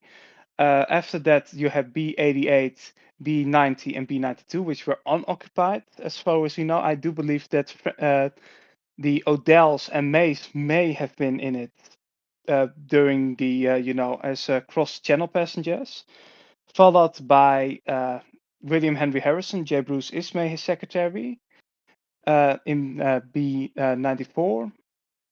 Let me see. B96 occupied by the Carters and B98 also occupied by the Carters. And then on A deck you had A36, which was occupied by Thomas Andrews Jr., the shipbuilder. But during the sinking, at around 1:30, perhaps after that, Etches came across a doorway which belonged to stateroom B78 outside of his section. And there were passengers inside which he knew, but had a shortest name started with the S, which were an what was the proper word? He used the word stiff-built American man and his American wife, who was a little woman, short wife, short woman, so to say. He didn't know much about it, and he moved on. And he described that in B 76, on the other side, there were another couple in it. In this case.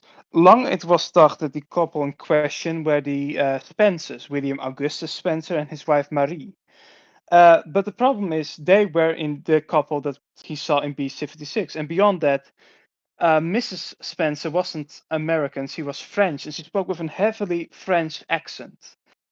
So it weren't the Spencers. And we have the plan from the maid, who, in this case, of the Spencers. Um, in this case, they, how to say it, on that plan, the X marks the spot not at B78 but at B76, which meant that many years it was started by the Spence, but it clearly wasn't the case. So I started to look at potential couples, and my first thought was that it were Lucian Philip Smith and his wife Mary Eloise Smith. But I brought the theory forward. So some were skeptical, some doubted it, etc. But how to say it? I went on with it for a while until I went out to research. I went out to reach to George B with help of Jake here, and George linked me to Brandon Whitted, and Whitted, in this case, who is a great friend of mine in this case. Um, he thought it was logical as well until we brought Daniel Clistoner on board. And Dan, in this case, brought up that it could have been the Sylvies. And the Sylvies were William Sylvie and his wife Alice, I believe. They were they matched the description ultimately, but they were originally birded in E44 on E deck all the way down. But there are problems in her testimony in this case, since they went up and down a couple of times. And could you imagine going down, up and down on the sinking ship on, let's say, that low without seeing something? And so we concluded formally that the couple in B78 were the Spencers. And that's the story of the article, more or less. Wow, that's wonderful. Yeah, but like it's just amazing how, you know, we can break these things down and again, as I said, put them under the microscope and we can, you know, come to a conclusion. Exactly. Who, you know, which Yep. passenger, you know, did this and that, and I think your research is amazing.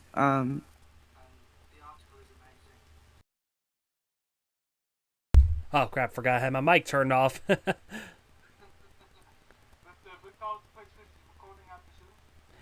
Yeah, I guess we'll go ahead and take care of it. Thank you, Sir Andrews, for being here with us.